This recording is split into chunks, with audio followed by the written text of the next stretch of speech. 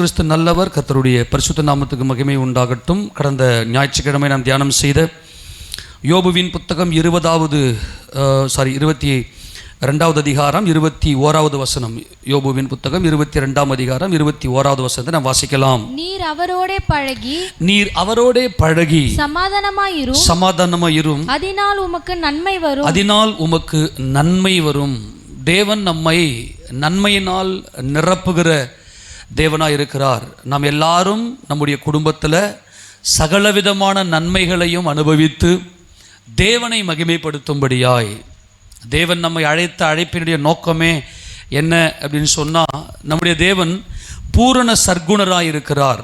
அவர் பூரண சர்க்குணராக நல்லோர் மேலும் தீயோர் மேலும் அவர் மழையை வருஷிக்க பண்ணி எல்லாருக்கும் நல்ல இன்பமான காலங்களை உண்டாக்கி செழிப்புள்ள காலங்களை உண்டாக்கி அவள் இருதயத்தை நல்ல குளிரச் செய்து குடும்பங்களிலே நன்மைகளை உண்டாக்க செய்கிற தேவனாக இருக்கிறார்.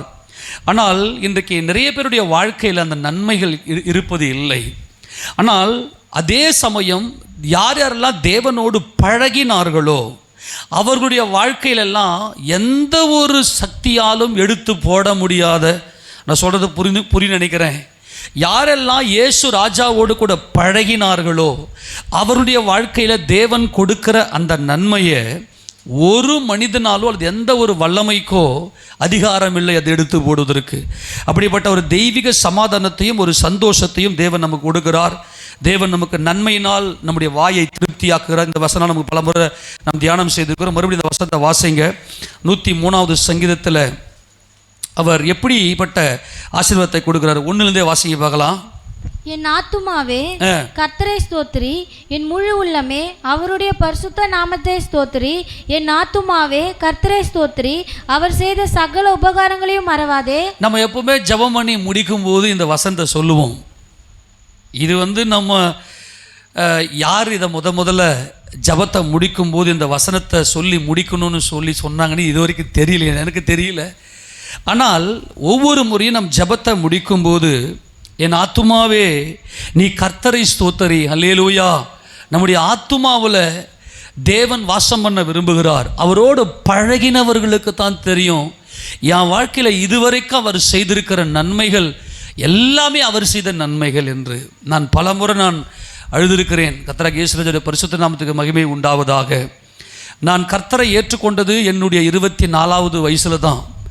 ஆனால் எனக்கு நினைவித்திருந்த நாள் முதற்கொண்டு நான் அடிக்கடி என் வீட்டில் கூட எல்லாருக்கிட்டையும் சொல்லுவேன், நான் கர்த்தரை அறியாத நாளில் கூட அவர் என்னை சுமந்து வந்தார். ஆமேனா, நல்லா தெரியும். நான் எல்லாத்தையும் பேக்கில் நின்று பார்க்குறேன்.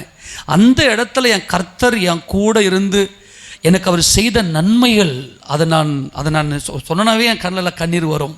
ஏன்னா எந்த ஒரு மனுஷனாலேயோ அல்லது யாராலையுமே செய்ய முடியாத நன்மைகளை அவர் என் வாழ்க்கையில் செய்திருக்கிறதை என் ஆத்மாவில் அவருக்கு நான் எப்போதுமே நன்றி சொல்ல நான் கடமைப்பட்டிருக்கிறேன். அதனால்தான் நான் இப்போ எவ்வளவு நெருக்கம் வந்தாலும் நான் பயப்படுறதில்லை. அவரை அறியாத நாட்களிலும் என்னை சுமந்து வந்த என் கர்த்தர், அல்லேலூயா. நான் பலமுறை என் சாட்சியில் நான் உங்களுக்கு சொல்லியிருப்பேன், அவர் மட்டும் என் கூட இல்லைனா, அவர் தாயின் வயிற்றிலே உருவாகும் முன்னே, உலகத் தோற்றத்துக்கும் முன்னே அவர் என்னை முன்குறித்தபடியினாலே, அவர் மாறாதவராக இருக்கிறபடினாலே ஒவ்வொரு நாளும் நம்முடைய ஆத்துமா அவருடைய பரிசுத்த நாமத்தை ஸ்தோத்தரிக்க வேண்டும். அந்த நாமம் இயேசுவின் நாமம். இதை நீங்கள் எத்தனை பேர் உணர்ந்தீங்கன்னு தெரில. நீங்கள்லாம் உணர்ந்தீங்களான்னு எனக்கு தெரியல. நான் எழுதின இந்த பாடல்களில் அந்த முதல் பாடல் ஜெயம் ஜெயம், அந்த பாடல் தான் எழுதினேன். அதில் நான் அப்பவே மெய்ப்பொருளை அறியாத காலத்திலும் என்னை மெய்யாக காத்தவருக்கு ஜெயம் ஜெயம் என்று அந்த பாடலை நான் பாடியிருப்பேன். ஆமேனா, அந்த அந்த அந்த வரிகள் எல்லாம் பார்த்தீங்கன்னா எல்லாமே என்னுடைய வாழ்க்கையில் தேவன் நடத்தின அந்த ஒரு நடத்துதல். இப்போ ரூத்தம்மா பாடிச்சிலே அந்த பாட்டு கண்ணீரில் மிதக்கின்ற நெஞ்சமே, அந்த பாட்டில் கூட போன சொந்தங்களும் பந்தங்களும் பணத்தால் கூடிடும், வாழ்க்கையில் தாழ்ந்து விட்டால் தனிமை தான் உனக்கு மிஞ்சம். இதெல்லாம் என்னுடைய அனுபவங்கள். நல்லா நான் அனுபவித்து இந்த வாழ்க்கையில் என் கர்த்தர் என் கூட இருக்கிற திட நம்பிக்கையோடு கர்த்தரை நான் மகிமைப்படுத்துகிறேன். தேவன் உதவி செய்கிறார். அன்பாய் சொல்லுகிறேன், இயேசு ராஜா தவிர நம்ம வாழ்க்கையில் யாராலையுமே நன்மை செய்ய முடியாது. அவர் அனுபவிங்க. உங்கள் வாழ்க்கையில் செய்த ஒவ்வொரு நன்மை என்றால் அது இயேசு ராஜா மட்டும்தான் செய்ய முடியும். ஆமென். அவர்தான் ஜெயங்கொண்டவர். சகலமும் அவருடைய கரத்தின் கீழ் இருக்கிறது. எல்லாத்தையும் அவர் தான் செய்ய முடியும். அதனால் ஏதோ நீங்கள் ஏசப்பா ஏற்றுக்கின பிற்பாடு தான் உங்களுக்கு நன்மை செய்தார் மட்டும் தயவு செய்து நினைக்காதீங்க. உங்கள் வாழ்க்கையில் நீங்கள் அனுபவித்த எல்லா நன்மையும் அவரே. ஆமென். நம்மளை படைத்தவர் அவரே. அதனால் நம்முடைய ஆத்மார்த்தமாக நம்முடைய உள்ளத்தில் இருந்து பேசணும். என் ஆத்துமாவே கர்த்தரை ஸ்தோத்திரி, என் முழு உள்ளமே அவருடைய பரிசுத்த நாமத்தை. அந்த பரிசுத்த நாமம் யெகோஷுவா, யாவே. யாவே என்ற அந்த இரக்கமுள்ள நாமம். அவர் புதிய ஏற்பாட்டு காலத்தில் வந்தபோது யெகோஷுவா, இயேசுவா என்னுடைய ரட்சகர், யாவே தேவனே என்னுடைய ரட்சகர், என் ஆத்துமாவே கர்த்தரை ஸ்தோத்திரி, அவர் செய்த சகல உபகாரங்களையும் மறவாதே. அப்புறம் தொடர்ந்து வாசி. அவர் உன் அக்கிரமங்களை எல்லாம் மன்னித்து உன் நோய்கள் எல்லாம் குணமாக்கி உன் பிராணனை அழிவுக்கு விலக்கி மீட்டு உன்னை கிருபையினாலும் இரக்கங்களினாலும் முடிசூட்டி நன்மையினால் உன் வாயை திருப்தியாக்குகிறார். கழுகுக்கு சமானமாய் உன் வயது திரும்ப வாழ வயது போலாகிறது. அல்லேலூயா. நீங்கள் நல்லா தீர்காயுசா இருக்கணும். நன்மை அப்படின்னாவே மகிமையின் சரீரத்தை தேவன் நமக்கு கொடுத்து கழுகின் வயதை போல வாழ வயதை நமக்கு திரும்ப கொடுக்கிறார். நம்ம இந்த பூமியில் நம்ம நன்மைகளை அனுபவிக்கிறோம். ஆனால் அதை விட ரொம்ப முக்கியமானது நம்முடைய உடல் சுகம், பலன், ஆரோக்கியம். அதில் தான் தேவன் நமக்கு கிருபை பாராட்டி கருணை பாராட்டி. ஏன்னா நமக்கு எதனால் நோய் வருதுன்னா நம்ம செய்கிற பாவத்தினாலும் அக்கிரமத்தினாலும் தான் நோய் வருது. எத்தனை பேர் உணர்ந்து கொள்கிறீங்க? அதுதான் நான் சொல்லிக் கொடுக்குறது என்னென்னா, உங்களுக்கு ஏதாவது பலவீனம் வரும்போது, உங்களுக்கு ஏதாவது சரீர பலவீனம் வரும்போது, எங்கேயோ ஒரு இடத்துல நாம் கர்த்தரை துக்கப்படுத்தியிருப்போம் பாவத்தினாலும் பலவீனத்தினாலும். அப்போது நாம் என்ன செய்யலாம்னா, ஆண்டு சமூகத்தில் நம்முடைய பாவங்களை அறிக்கை செய்யும்போது நம்முடைய பாவங்களெல்லாம் அவர் மன்னிக்கிறதுக்கு நீதி உள்ளவராக இருக்கிறார். அல்லேலூயா. நான் ஏற்கனவே சொல்லிட்டேன், ஞாயிற்றுக்கிழமை உங்களால் தெளிவாக பேசினேன். என்ன அப்படின்னா, தேவன் அவர் நீதிமானுக்கு அல்ல, அவர் பாவிகளின் இரட்சகராக இருக்கிறார். அவர் பாவம் செய்யறதுக்கு கூப்பிடல, நீ பாவத்திலிருந்து ரட்சிப்படையும்படியாக நம்மை அழைக்கிறார். நீ எப்பேற்பட்ட பாவத்தை செய்திருந்தாலும் அந்த பாவத்தை எல்லாம் மன்னித்து உன் அக்கிரமங்களெல்லாம் அவர் மன்னித்து, ஆமென். அந்த அக்கிரமத்திலிருந்து நோய் வரும்போது நல்லா புரிந்துக்கும். அந்த வசனத்தை எல்லாம் கண்ணை திறந்து பாருங்க போலாம். 3ஆம் வசனத்தை, அவர் உன் அக்கிரமங்களெல்லாம் மன்னித்து உன் நோய்கள் எல்லாம் குணமாக்கி உன் பிராணனை அழிவுக்கு விலக்கி மீட்டு உன்னை கிருபையினாலும் இரக்கங்களினாலும் முடிசூட்டி உன் தலைமையில கிரீடத்தை வைக்கிறார். அவருடைய கிருபையும் இரக்கம், நன்மையும் கிருபையும், ஜீவனுள்ள நாளெல்லாம் நன்மையும் கிருபையும் என்னை தொடரும். எப்பொழுது நாம் ஏசப்பாவோட பழகும் போது. பழகணும் அப்படின்னாவே அந்த சுபாவம், அவருடைய சுபாவம் அப்படியே நமக்கு வந்துடும். நம்முடைய கண்களில் ஒரு வெளிச்சம் பிரகாசிக்க வேண்டும். இயேசு கிறிஸ்து தேவனுடைய குமாரன், சகல அதிகாரமும் அவருக்கு தேவன் கொடுத்திருக்கிறார். கர்த்தராகிய இயேசுவின் நாமத்தில் வானோர் பூதலத்தோர் பூமியின் கீழே முழங்கால் யாவும் முடங்க போகிறது. அவரோடு நான் பழகுவேனே ஆனால் அவரை போல நான் மாறிடுவேன். ஆமேனா? அவரோட பழகுங்க. அவரோட ஃப்ரெண்ட்ஷிப் வச்சுட்டிங்கன்னா, இப்போ சில பேருக்கு எனக்கு நிறைய சாட்சிகள் உண்டு. முன்னாடிலாம் பார்த்தீங்கன்னா நிறைய பேர் கூட ஒரு கெட்ட நண்பர்லாம் உலக ரீதியாக பேசக்கூடிய சில பேர் கமெண்ட் அடித்து டபுள் மீனிங்கில் ரெட்டை பொருள் தரக்கூடிய மீனிங்கில் பேசி வேலை ஸ்தலத்தில் பார்த்தீங்கன்னா ஒரு நல்லா பயங்கரமாக கமெண்ட் அடித்து பேசுவாங்க. நாம் முன்னாடி அவங்க கூடலாம் பழகி நல்லா பயங்கரமாக இருந்திருப்போம். ஆனால் நீங்கள் இயேசு ராஜா கூட பழகுறீங்க. ஆமேனா? நீங்கள் சபைக்கு வரீங்க, அவருடைய சமூகத்தில் அவருடைய வார்த்தையை தியானிக்கிற, அவருடைய வார்த்தையை கேட்குறீங்க.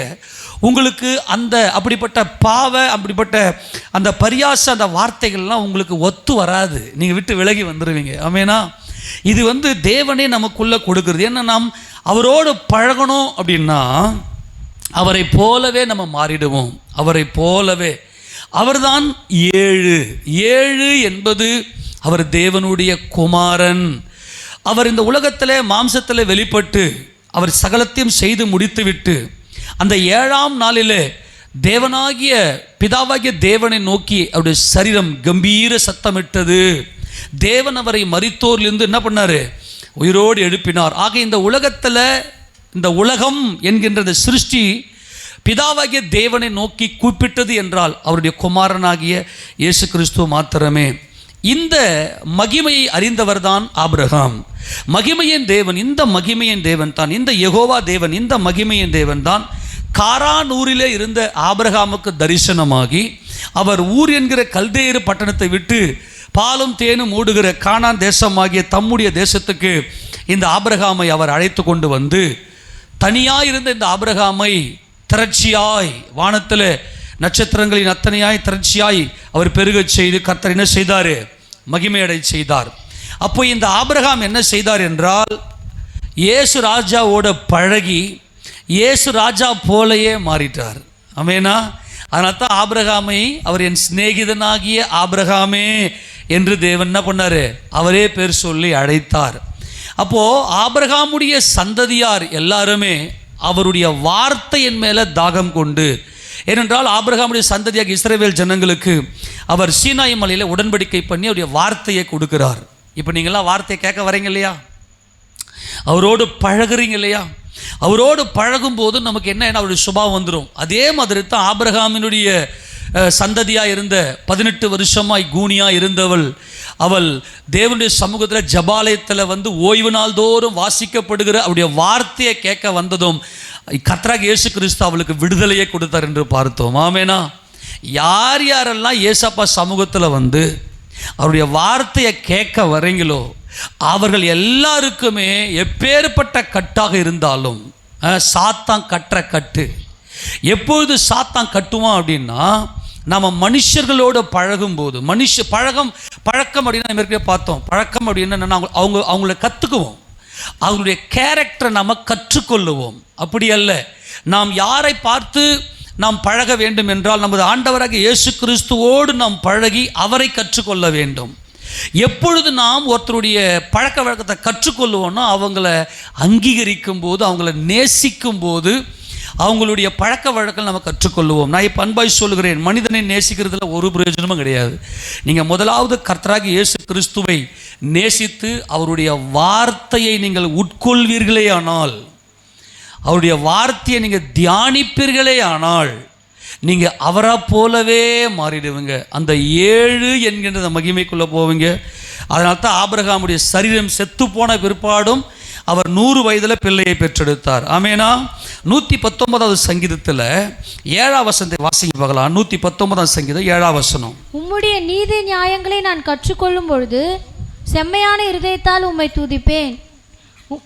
உம்முடைய நீதி நியாயங்களை நான் கற்றுக்கொள்ளும் போது, எதை கற்றுக்கொள்கிறோம்?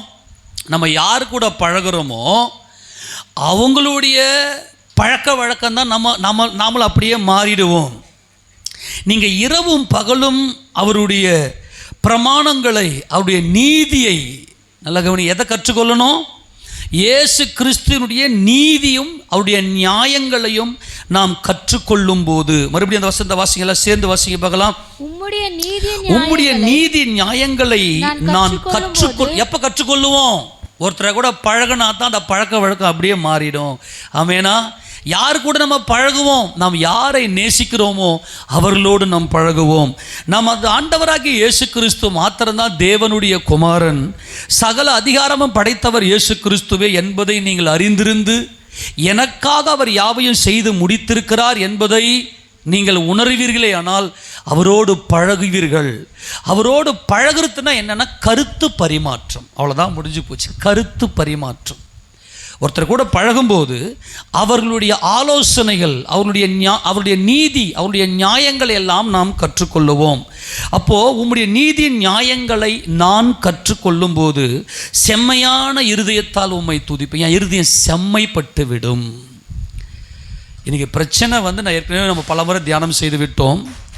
இன்றைக்கி நமக்கு மனமகிழ்ச்சியை கொடுப்பது என்பது ஒரு பொருள் அல்ல. எத்தனை கோடி பணம் இருந்தாலும் மனுஷன் அந்த பணத்தினால் திருப்தி அடைவதில்லை. நம்முடைய மனதில் ஒரு சமாதானமும் ஒரு சந்தோஷம் வர வேண்டும். அது எப்போ கிடைக்கும்னா நாம் இயேசு கிறிஸ்துவோடு கூட நாம் பழகும் போது மட்டும்தான். பழகுங்க, அவர் கூட பழகுங்க. இயேசு கிறிஸ்துவோடு கூட பழகுகிறவர்களை எப்படி நம்ம அடையாளம் கண்டுபிடிச்சிடலாம் அப்படின்னா, இயேசு கிறிஸ்துவோடு கூட பழகுகிறவர்கள் அவரால் நியமிக்கப்பட்ட தேவ ஊழியனோடு பழகுவார்கள். நான் மறுபடியும் சொல்லுகிறேன், இயேசு கிறிஸ்துவோடு கூட பழகுகிறவர்கள், நீங்கள் டைரெக்டாக இப்போ ஏசப்பா நாமத்துக்கு முகையே எனக்கு சொந்தக்காரங்களாம் உண்டு. எனக்கு அவங்க எல்லாம் யாரும் என் கூட பழக முடியாது, யாரும் சபையில் உட்கார முடியாது, உட்கார மாட்டாங்க. ஏன்னா ஒரு தீர்க்கதரிசிக்கு தான் சொந்த ஊர்லேயும் தான் சொந்த ஜனங்க மத்தியிலையும் கனம் கிடையாது. யாரா உனக்காடா, உனக்கா இப்படிப்பட்ட ஞானம் வந்துச்சு, நீ ஜெபம் பண்ணால் உனக்கு பவர் வந்துடுமா, வல்லம் வந்துடுமாலாம் கேள்வி கேட்பாங்க. ஏன்னா மாம்சம் அது. ஆனால் நீங்கள் கர்த்தரோடு கூட பழகுகிறீர்கள், கரங்களை திறமைன்னு சொல்லாமா? அதனால தான் தேவனால் நியமிக்கப்பட்ட ஊழியக்காரனாகி என்னோடு வந்து பழகுகிறீர்கள். கிறிஸ்து இல்லாமல் நீங்கள் என்கிட்ட வரவே முடியாது. மூன்றாவது நல்ல கவனிங்க, முதல்ல நீங்கள் தனிப்பட்ட ரீதியில் நீங்கள் கிறிஸ்து இயேசுவோடு பழகினால் மட்டுமே நீ சபையில் ஒரு அங்கமாக இருக்க முடியும். அப்போ தான் நீ ஊழியக்காரன் பேசுகிற அந்த வார்த்தைகள் எவ்வளோ பெரிய மதிப்புள்ளது, எவ்வளோ பெரிய மகிமைக்குரியது என்பதை நீங்கள் அப்போ தான் நீங்கள் கண்டுகொள்ள முடியும். ரெண்டாவது, நீங்கள் ஊழியக்காரனோட பழகுறீங்க, முதல்ல கிறிஸ்துவோட பழகுங்க. கிறிஸ்துவோட பழகுங்க. உங்களுக்கு தேவை கிறிஸ்து இயேசு. அவரோடு பழகுனீங்கன்னாக்கா நீங்கள் சபையில் ஒரு அங்கமாக இருப்பீர்கள். அது ஊழியக்காரனுடைய அந்த ஒரு உபதேசத்துக்கு, அப்போஸ்தலருடைய உபதேசத்திலும் அந்யோன்யத்திலும் ஐக்கியத்திலும் அப்பம் பிற்குதலிலும் ஊழியக்காரனுடைய உபதேசத்தை கேட்டு ஊழியக்காரனோடு கூட சபையார் சேர்ந்து சோறும் சாப்பிட்ணும். நீங்கள் புரிந்து கொள்ள முடியாது சொல்கிறேன். அதுதான் புதிய ஏற்பாட்டு சபை. அப்போது கிறிஸ்துவோடு கூட உங்களுக்கு பழக்கம் இல்லைன்னா நீங்கள் ஊழியக்காரை பார்த்து ஓடுருவீங்க. மூன்றாவது, தேவ ஜனங்களோட பழக்கம். ஏன்னா அவங்கக்கிட்ட தான் வார்த்தை இருக்குது. அந்த ஜனங்க பேசணும். எதை பேசுவோம்? நம்ம சபையெல்லாம் ஒன்று சேர்ந்து என்ன பேசுவோம்? யாரை பற்றி பேசுவோம்? ஆண்டவரை பற்றி பேசுவோம். அப்போ நீங்கள் அவரோடு கூட பேசி, அவருடைய ஊழியக்காரோடு நீங்கள் பழகி, அவருடைய ஜனங்களோடு கூட நீங்கள் பழகுவீர்களே ஆனால் நீங்கள் தான் பூர்ணமாக்கப்பட்டவர்கள். இதுதான் ஆபிரகாமுடைய மார்க்கம். ஆபிரகாம் கிறிஸ்து இயேசுவோடு கூட பழகி கிறிஸ்து இயேசுவினுடைய அந்த பரிபூர்ணத்தை பெற்றவர் இந்த ஆபிரகாம். அப்புறம் நம்ம இன்னும் நிறைய பேர் நம்ம பார்க்கலாம். இதில் ஒரு விசேஷமானவர் யாருன்னா ஏனோக்கு கர்த்தராகிய இயேசு கிறிஸ்துவோடு பழகி இயேசு கிறிஸ்துவோடு நடந்தார் அப்படின்னு இருக்கும். ஏனோக்கு இயேசு கிறிஸ்துவோடு கூட பழகினார், நடந்தார். நல்லா கவனிங்க, நம்ம இயேசு ராஜாவோடு கூட பழகும்போது நமக்கு எப்படிப்பட்ட ஆசீர்வாதம் கிடைக்குது அப்படின்னா, இந்த ஏனோக்கு மரணத்தை காணாமல் அப்படியே எடுத்துக்கினார். எவ்வளவு ஆசை ஏசப்பாக்கு நம்ம மேல. தேவனுக்கு இயேசுக்கள் தேவை. நல்லா கவனிக்கணும், தேவனுக்கு யார் தேவை? இதெல்லாம் பல முறை நான் பிரசங்கித்து விட்டேன். தெளிவான ஆதாரத்தோடு உங்களுக்கு படம்லாம் காண்பிச்சு பிரசங்கம் பண்ணியிருக்கிறேன், ஸ்லைடெல்லாம் போட்டு. தேவனுக்கு இயேசுக்கள் தேவை. நான் ஒரு பாவியான மனுஷன், நான் தேவனுக்கு தேவை கிடையாது. ஆனால் நான் இயேசு ராஜாவோடு பழகும்போது அவருடைய சுபாவம், அவருடைய நீதி நியாயங்களை நான் கற்றுக்கொண்டு அவரை போல நான் மாறுகிறேன். ஆமென். இனி நான் அல்ல, அதான் அப்போஸ்தலன் பவுல் சொல்றார், இனி நான் அல்ல, கிறிஸ்துவுடனே கூட சிலுவையில் அறையப்பட்டேன், இனி நான் அல்ல, எல்லாம் கிறிஸ்துவை என்று சொல்லி அவர் அறிக்கையிடுவதை நாம் பார்க்கிறோம். நல்லா கவனிங்க, ஏனோக்கு மரணத்தை காணாமல் அப்படியே தேவன் எடுத்துக்கினார். நான் அன்பாய் சொல்லுகிறேன், நாம் இயேசு ராஜாவோடு கூட பழகும்போது இந்த உலகத்தில் நமக்கு தேவையான அத்தனை நன்மைகளையும் செய்கிறார், பரிபூர்ண ஆசீர்வாதங்களை அவர் கொடுக்கிறார் என்பதை முதலாவது புரிந்து கொள்ளுங்கள். அவருக்கு தேவை உங்கள் குடும்பத்தில் நீங்கள் எல்லா விதமான நன்மைகளையும் பெற்று உங்கள் குடும்பத்தை தேவ சித்தத்தின்படி சீர்பொருந்த வைக்கணும். தேவன் குடும்பங்களின் தேவனாக இருக்கிறார். உங்கள் குடும்பத்தில் எல்லா நன்மைகளும் வர வேண்டுமே ஆனால் நீங்கள் யாரோட பழகணும்? இயேசு ராஜாவோட பழகணும். அப்போ இயேசு ராஜா என்ன செய்றார்னா, தேவன் இந்த ஏனோக்கை மரணத்தை காணாமல் எடுத்துக்கொண்டார். அப்போனா எந்த அளவுக்கு அவர் குடும்பத்தில் நன்மையை செய்திருப்பார் இந்த ஏனோக்கு. அவ்வளோதான், முடிஞ்சு போச்சு. உங்கள் குடும்பத்தில் நீங்கள் ஆசீர்வாதமாக இருக்கிறீங்களா? நீங்கள் உங்கள் குடும்பத்துக்கு நன்மையாக இருக்கிறீங்களா? அதுதான் கேள்வி. ஆமென். எத்தனை பேர் கோபத்தை ஜெயிச்சிட்டீங்க? மனதார சொல்ல முடியுமா? எனக்கு கையை உயர்த்தி, நான் கோபத்திலேருந்து நான் ஜெயம் கொண்டு விட்டேன், நான் கோபத்தை ஜெயிச்சிட்டேன். இந்த உலகத்தில் உன் குடும்பத்தாருக்கு புன்முறுவலோட சமாதானமாய் எப்படிப்பட்ட சூழ்நிலையில் நான் ஆரம்பத்தில் சொல்லி கொடுத்துருக்கிறேன். உன் பிள்ளை தெரியாமல் ஃப்ரிட்ஜை கீழே தள்ளி விட்டுச்சுன்னா அந்த ஃப்ரிட்ஜுக்காக உன் பிள்ளையை போட்டு அடிக்காத.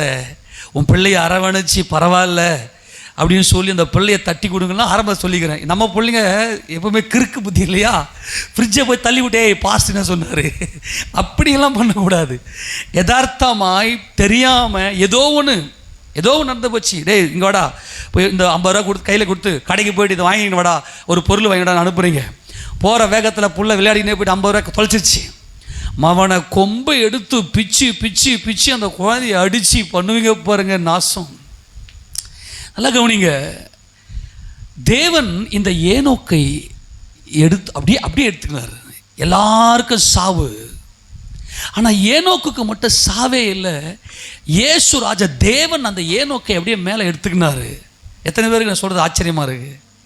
அல்லேலூயா. அப்படி என்னத்த நன்மையை கண்டடைந்தார் இந்த ஏனோக்கு.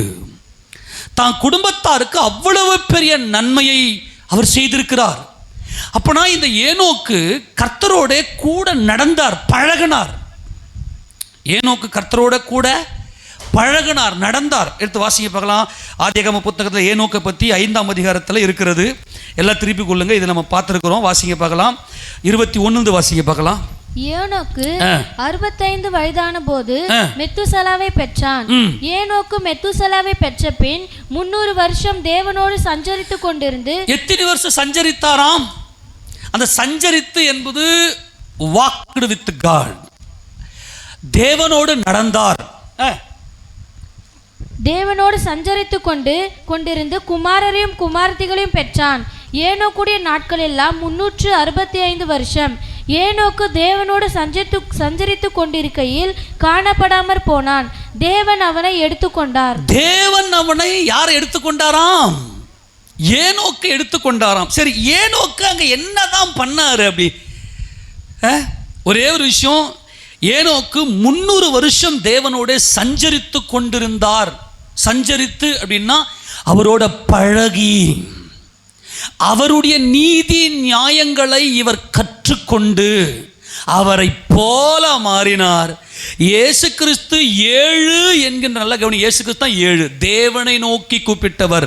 அப்போ இந்த ஏனோக்கும் தேவ சித்தம் செய்தவர். அதனால்தான் தேவன் ஏனோக்கை எடுத்துக்கொண்டார்.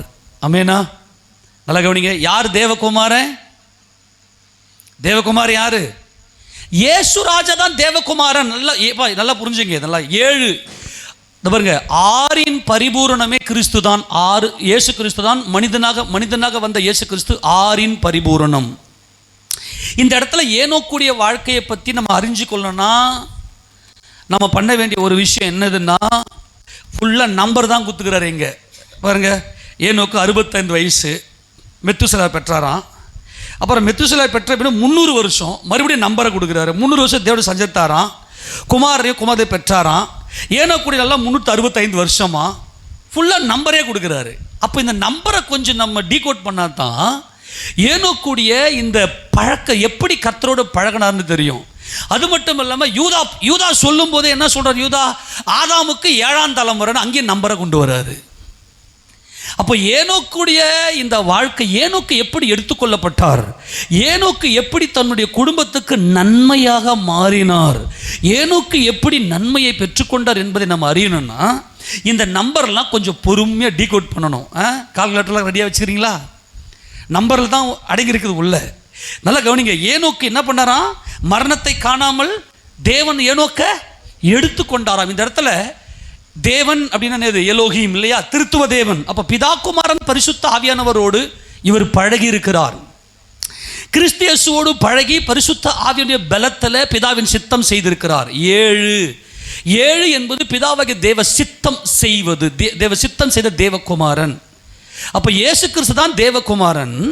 தேவகுமாரனாகிய இயேசு கிறிஸ்துவோடு பழகின ஏனோக்கும் 7ஆக பிதாவின் சித்தம் செய்தவராக அவர் பூர்ணமாக்கப்பட்டபடினால் தேவன் அவனை எடுத்துக்கொண்டார். தேவன் தம்முடைய சத்துவத்தின் வல்லமையினாலே இந்த ஏனோக்கை எடுத்துக்கொண்டார் என்பதை நாம் இங்கே பார்க்கிறோம். எபிரேயர் நிருபத்தில் வசனம் தெளிவாக சொல்லுது, மரணத்தை காணாமல் அப்படின்னு. நான் என்ன பண்ணேன், யூதர்கள் இதை பற்றி என்ன தான் பேசுகிறாங்க பார்க்கலாம் அப்படின்னு சொல்லிட்டு சில ஜீவிஷனுடைய கமெண்ட்ரிலாம் எடுத்து பார்த்தேன். அந்த கமெண்ட்ரியில் பார்க்கும்போது இவங்க என்ன சொல்கிறாங்கன்னா, இல்லை ஏனோக்கு மரித்தாரு, அந்த மரித்ததை தான் வந்து அப்படி சொல்கிறாங்க. அதுக்கு இந்த சில உதாரணங்கள்லாம் பைபிள் நடக்கப்பட்ட ஒரு சில உதாரணங்கள்லாம் சொல்கிறாங்க. நிறைய பேர் இதை அவங்களுடைய கமெண்ட்டில் எடுத்து பேசுவாங்க. அதுக்காக நான் உங்களுக்கு இதை சொல்கிறேன். நல்லா கவனிங்க. ஏனோக்கு மரிக்கலாம் இல்லை, மரணத்தை காணாமல் எடுத்துக்கொள்ளப்பட்டார் என்று புதிய ஏற்பாட்டு சபையில் நம்ம அப்போஸ்தலன் பவுல் எபிரேய நிருபத்தில் இதை பற்றி தெளிவாக எழுதி வைத்திருக்கிறார். எடுத்து வாசிங்க பார்க்கலாம். 11வது அதிகாரம் 6லேருந்தே வாசிங்க, அப்பதான் நல்லா புரியும். விசுவாசம் இல்லாமல் தேவனுக்கு பிரியமாய் இருப்பது கூடாத காரியம். யாருக்கு பிரியம்? எல்லாம் சொல்லுங்க, யாருக்கு பிரியம்? தேவனுக்கு பிரியம்.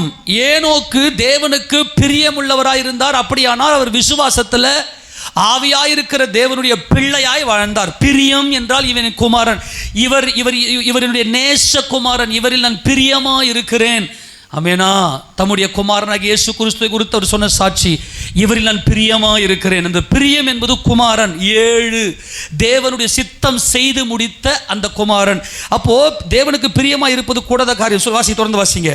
ஏனென்றால் தேவனிடத்தில் சேருகிறவன் அவர் உண்டென்றும் அவர் தம்மை தேடுகிறவர்களுக்கு பலன் அளிக்கிறார் என்றும் விசுவாசிக்க வேண்டும். நல்லா கவனிங்க. இந்த வசனத்தை நீங்க நல்லா புரிஞ்சுக்கணும். இந்த வசனத்தை எப்ப சொல்றாரு அப்படின்னா, இவர் சொல்றாருன்னா மேல ஏனோக்கு எடுத்துக்கொள்ளப்பட்ட சொல்றாரு. மேல வசனத்தை வாசிங்க, 5 வசனம். விசுவாசத்தினாலே ஏனோக்கு மரணத்தை காணாதபடிக்கு. சொல்லுங்க, ஏனோக்கு மரிக்கவில்லை. யார் என்ன கப்சா விட்டாலும் அதெல்லாம் கேட்கக்கூடாது. ஆமெனா. ஏனோக்கு என்ன பண்ணல? அவர் மரிக்கவில்லை, மரணத்தை காணாமல் என்று தெளிவான ஸ்டேட்மெண்ட் பரிசுத்த ஆவியானவர் பரிசுத்த வேதாகமத்தில் எழுதி வைத்திருக்கிறார். ஏனோக்கு விசுவாசத்தினாலே மரணத்தை காணாமல் அவர் எடுத்துக்கொள்ளப்பட்டான். தேவன் அவன் மறுபடியும் சொல்ல, தேவன் அவனை எடுத்துக்கொண்டபடியினாலே அவன் காணப்படாமல், அவன் பாடியே இங்க இல்லை, அவன் காணப்படவில்லை. அந்த அளவுக்கு நன்மையை பெற்றார் இந்த ஏனோக்கு. அப்படியானால் அவர் எந்த அளவுக்கு கர்த்தரோடு பழகி இருப்பார். அவன் தேவனுக்கு பிரியமானவன் என்று அவன் எடுத்துக்கொள்ளப்படுவதற்கும். இதான் ரொம்ப முக்கியம். ஏனோக்கை தேவன் எடுத்துக்கொள்ளப்படுவதற்கு முன்பதாகவே அவன் தேவனுக்கு பிரியமானவன் என்றால் அன்புக்குரியவன், நேசத்துக்குரியவன், என் அன்பிலே பரிபூர்ணப்பட்டவன், இவன் என் குமாரன். இயேசு கிறிஸ்துவின் நாமத்தில் இவன் என் குமாரன் என்று ஏனோக்கை குறித்து கர்த்தர் தேவனே சாட்சி கொடுத்தாராம். தேவன் இந்த ஏனோக்கை எடுத்துக்கொண்டாராம். எவ்வளவு ஆசை நம்ம மேலே நம்முடைய தேவனுக்கு. அல்லேலூயா சொல்லாமா? எத்தனை பேர் செத்து போயிடலாம் கணக்கு நீங்கள் வந்து பிளான் போட்டீங்க? உங்களுக்கு அன்பாய் சொல்லுகிறேன், ஆண்டவர்கிட்ட போய் மன்னிப்பு கேளுங்க. ஆண்டவரே, நீர் எங்கள் மேலே வைத்திருக்கிற இந்த அன்பை தெரியாமல் நாங்கள் உங்களுக்கு விரோதமாக இப்படி செய்த இந்த பாவத்தை மன்னிக்கப்பா, நான் உமக்காக வாழ்வேன். எல்லாம் வாய்த்த அறிக்கை பண்ணுங்க பார்க்கலாம். தேவனே, நான் உமக்காக வாழ்வேன். சொல்லுங்க, தேவனே, நான் உமக்காக வாழ்வேன். தேவன் நம்மேல பிரியம் வைக்கிறார், அவர் நம்மை நேசிக்கிறார்.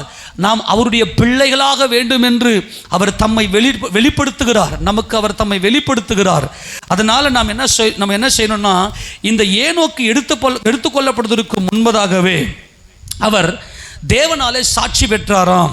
அப்படி என்ன சாட்சி அவர் பெற்றார் என்று சொல்லி நாம் திருப்பிக் கொள்ளுங்க. ஏனோக்குடைய வாழ்க்கையை நாம் பார்க்கலாம். திருப்பிக் கொள்ளுங்க பார்க்கலாம். ஆதியாகம புத்தகம் 5ஆம் அதிகாரம் 21 ஏனோக்கு 65 வயதான போது மெத்துசெல்லாவை பெற்றான் அப்படின்னு சொல்லி 65 என்கின்ற ஒரு நம்பரை ஆண்டவர் இங்கே கொடுக்கிறார். மைண்டில் வச்சிடலாம். ஏனோக்கு மெத்துசெல்லாவை பெற்றெடுக்கும் போது என்ன வயசு? 65 வயசு. சரி, அடுத்தது.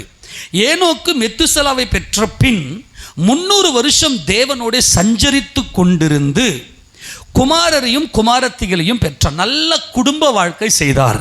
எத்தனை வருஷம்? 300 வருஷம் நல்ல குடும்ப வாழ்க்கை. தான் குடும்பத்தை சீர்படுத்தினார். நம்முடைய குடும்பத்தை நாம் சீர்படுத்துவோமாக. கரலுத்தாமேன்னு சொல்லாமா? நீங்க உங்க குடும்பத்துக்கு நீங்க தான் ஆசீர்வாதம். ஆமேனா? உங்க குடும்பம் உங்களால் சீர்பொருந்தும், ஸ்திரப்படும், பலப்படும். சரி, 65 வயசுல ஒரு குமாரனை பெற்றெடுக்கிறார். 300 வருஷம் தேவனோட சஞ்சரிக்கிறார். அடுத்தது, ஏனோக்குடைய நாளெல்லாம் 365 வருஷம். எத்தனை வருஷம்? அப்போ 65 வயசுல ஒரு குமாரனை பெற்றெடுக்கிற ஏனோக்கு 300 வருஷம் அவர் தேவனோட சஞ்சரிக்கிறார். ஆக 65 ஒரு 300 எவ்வளவு? 365 வருஷம் அவருடைய நாள். 365 வருஷம் ஏனோக்கு இந்த உலகத்தில் இருந்தார் என்று 23வது வசனத்தில் வாசிக்கிறேன். ஏனோக்குடைய நாளெல்லாம் 365. ஏனோக்கு தேவனோடு சஞ்சரித்து கொண்டிருக்கையில் காணப்படாமற் போனான், தேவன் அவனை எடுத்து. சரி, இங்க எங்க தேவன் வந்து ஏனோக்கு குறித்து சாட்சி கொடுத்தார் இருக்கு? தேவனுக்கு பிரியமானவன் என்று அவன் எடுத்துக்கொள்ளப்படுவதற்கு முன்பதாகவே தேவனே சாட்சி கொடுத்தார். என்ன சாட்சி கொடுத்தார் சொல்லுங்களாம்பா? என்ன சாட்சி கொடுத்தார்? ஏனோக்கு என்ன பண்ணார் அப்படின்ற ஹிஸ்டரி மட்டும் தான் இருக்குது. என்ன தேவன் சாட்சி கொடுத்தார் சொல்லுங்களேன். ஏதாச்சும் புலப்படுதா பார்த்து சொல்லுங்களேன் உங்களுக்கு. சரி, 65, 300, 365 அத்தோட யூதாவின் புத்தகம் 14ஆம் வசனத்தை வாசி. அங்கேயும் நம்பர் சொல்லியிருப்பார் ஏனோக்கு கிட்ட. அப்புறம் நம்பர்ல தான் ரகசியத்தை வச்சிருக்கிறாரு. வாசி போல யூதா 14வது வசனம். ஆதாமுக்கு 7ஆம் தலைமுறை 7. அல்லேலூயா. அப்ப ரகசியம் புலப்படுகிறது. 7 யாரு? இயேசு ராஜா தான் தேவ பூரணம், தெய்வீக பரிபூரணம், தேவ குமாரன் என்பதுதான் 7. இயேசு கிறிஸ்து மனிதனாக வந்து 6வது நாளிலே வெள்ளிக்கிழமை அன்னைக்கு சிலுவையில் அவர் மரித்தார். அவர் அந்த மரணத்தில் தான் அன்பு இருக்கிறது.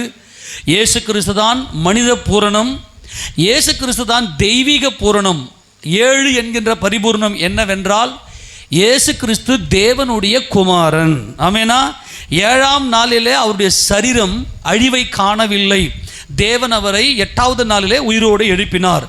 அப்போ சரியா ஆதாமிலிருந்து 7ஆம் தலைமுறையாகிய இந்த ஏனோக்கு இயேசு கிறிஸ்துவோடு கூட பழகினார் என்பது நமக்கு புலப்படுகிறது. ஆமெனா. கரெக்டா. ஏன் 7ஆம் தலைமுறை? ஆண்டவர் மனுக்குலத்தை எதிர்பார்த்தது என்னன்னா, எனக்கு இயேசுக்கள் தேவை, எனக்கு குமாரர்கள் தேவை. எத்தனை பேர் சந்தோஷமா இருக்குது? ஆமெனா. அவருடைய இரக்கத்துக்காய் நான் கர்த்தரை ஸ்தோத்திரிக்கிறேன். உலகத்தில் இருக்கிற ஒவ்வொரு மனிதனுக்காய் என் தேவனை நான் ஸ்தோத்திரிக்கிறேன். உலகத்தில் இருக்கிற ஒவ்வொரு மனிதனையும் அவர் நேசிக்கிறார்.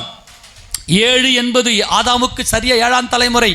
ஏதேன் தோட்டத்தில் இந்த ஆதாம் இயேசு ராஜாவோடு பழகும்படியாய் பகலிலே குளிர்ச்சியான வேளையிலே தோட்டத்திலே வந்து உலாவுகிற தேவனாகிய கர்த்தராகிய இயேசு ராஜாவோடு, அந்த 7ஓடு ஆபிரகாம் 7ஓடு பழகினார். 7ஆகிய இயேசு ராஜாவோடு பழகினார். ஆனால் இந்த ஆதாம் தவற விட்டு விட்டார். அந்த நாட்களிலே மனசாட்சியின் காலம். தேவன் மனசாட்சியில பேசுகிறார், இது பாவம், இந்த பாவத்தை செய்யாதீங்க அப்படின்னு சொல்லி. ஆனால் இந்த நோவாவின் நாட்கள் வரைக்கும் சரியா 10ஆம் தலைமுறையாகிய நோவாவின் அந்த நாட்களில் தான் ஜலப்பிரளயம் உண்டாச்சு. ஜலப்பிரளயம் உண்டாச்சு. தேவன் உலகத்தில் இருக்கிற அத்தனை ஜனங்களையும் ஜலப்பிரளயத்தினால் அழித்து போட்டார். நோவாவையும் நோவாவின் குடும்பத்தையும் மாத்திரம் தேவன் காப்பாற்றினார்.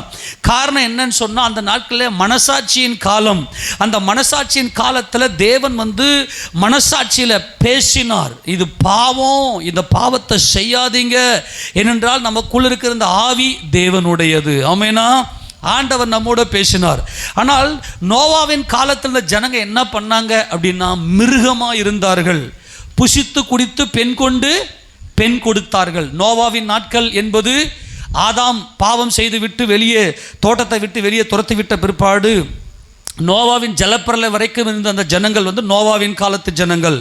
இந்த நோவாவின் காலத்தில் இருந்த ஜனங்கள்லாம் எப்படி இருந்தாங்கன்னா, அம்மா கவனிங்க, இந்த நாட்களில் இயேசு கிறிஸ்து வருகிற இந்த நாட்களில் நோவாவின் காலத்தில் எப்படி ஜனங்கள் இருந்தார்களோ அப்படியே மனுஷகுமாரன் வருகிற இந்த காலத்திலையும் ஜனங்க இருப்பாங்க அப்படின்னு கர்த்தராகிய இயேசு ராஜாவே மத்தேயு சுவிசேஷ சொல்றாரு. அவங்க என்ன செய்தார்கள் வாசிங்க பார்க்கலாம். மத்தேயு சுவிசேஷ புத்தகம் 24வது அதிகாரம் 36வது வசனமா? மத்தேயு சுவிசேஷ புத்தகம் 24:36 வாசிப்பாங்களா? அந்த நாளையும் அந்த நாழிகையும் என் பிதா ஒருவர் தவிர மற்றொருவனும் அறியான், பரலோகத்தில் உள்ள தூதர்களும் அறியார்கள். நோவாவின் காலத்தில் எப்படி நடந்ததோ அப்படியே மனுஷகுமாரன் வரும் காலத்திலும் நடக்கும். எப்படியெனில் ஜலப்பிரளயத்துக்கு முன்னான காலத்திலே நோவா பேழைக்குள் பிரவேசிக்கும் நாள் வரைக்கும் ஜனங்கள் புசித்தும் குடித்தும் பெண் கொண்டும் பெண் கொடுத்தும். நல்லா கவனிங்க, இவங்க எப்படி வாழ்ந்தாங்க? நல்லா சாப்பிட்டாங்க, நல்லா மாம்சிக இச்சையை அனுபவித்தார்கள். இந்த பெண் கொண்டு பெண் கொடுத்து அப்படின்னா என்ன அர்த்தம்னா, நேற்று ஒரு வீட்டுக்காரன், இன்னைக்கு ஒரு வீட்டுக்காரன், நாளைக்கு ஒரு வீட்டுக்காரன். ஏங்க உங்கள் பிள்ளையும் என் பிள்ளையும் நம்ம பிள்ளைய அடிக்குது பாருங்கள். எத்தனை பேருக்கு இது இருக்குது தெரியும்? இந்த இந்த இந்த ஒரு ஒரு படம், இது வழக்க சொல்லுது. நாங்கள்லாம் 7th படிக்கும் போது எங்களுக்கு ஒரு ஒரு ஒரு வாத்தியார் இருப்பார். டேய் இன்றைக்கி எவனா படிச்சுட்டு எங்கன்னா அது வெளிநாட்டிலாம் போயிட போகிறீங்கடா, அங்கே வெளிநாட்டிலலாம் என்ன கலாச்சாரம் தெரியுமா, என்னங்க உங்கள் பிள்ளையும் என் பிள்ளையும் சேர்ந்து நம்ம பிள்ளையை அடிக்குதுன்ற கலாச்சாரத்தில் இருக்கிறாங்கடா சொல்லிட்டாரு. எங்களுக்கு சின்ன வயசில் ஒன்றையும் புரியல எனக்கு. அதுக்கப்புறம் போய்ட்டு அவர்கிட்டே போய் கேட்டோம். அப்புறம் அவர் ரொம்ப பச்சை பச்சையாக விளக்கம் கொடுத்தாரு. நல்லா கவனிக்க, நோவாவின் நாட்கள் என்ன நடந்துச்சு தெரியுமா? அவர்கள் தேவன் யார் என்றால் அவர்கள் வயிறுதான் அவர்களுடைய தேவன். அவங்க யார குடும்பத்துக்கு நன்மையாக இல்லை. இன்னைக்கு எப்படி, நல்லா கவனிங்க, யாருமே குடும்பத்துக்கு இவர்கள் நன்மையாக இல்லை.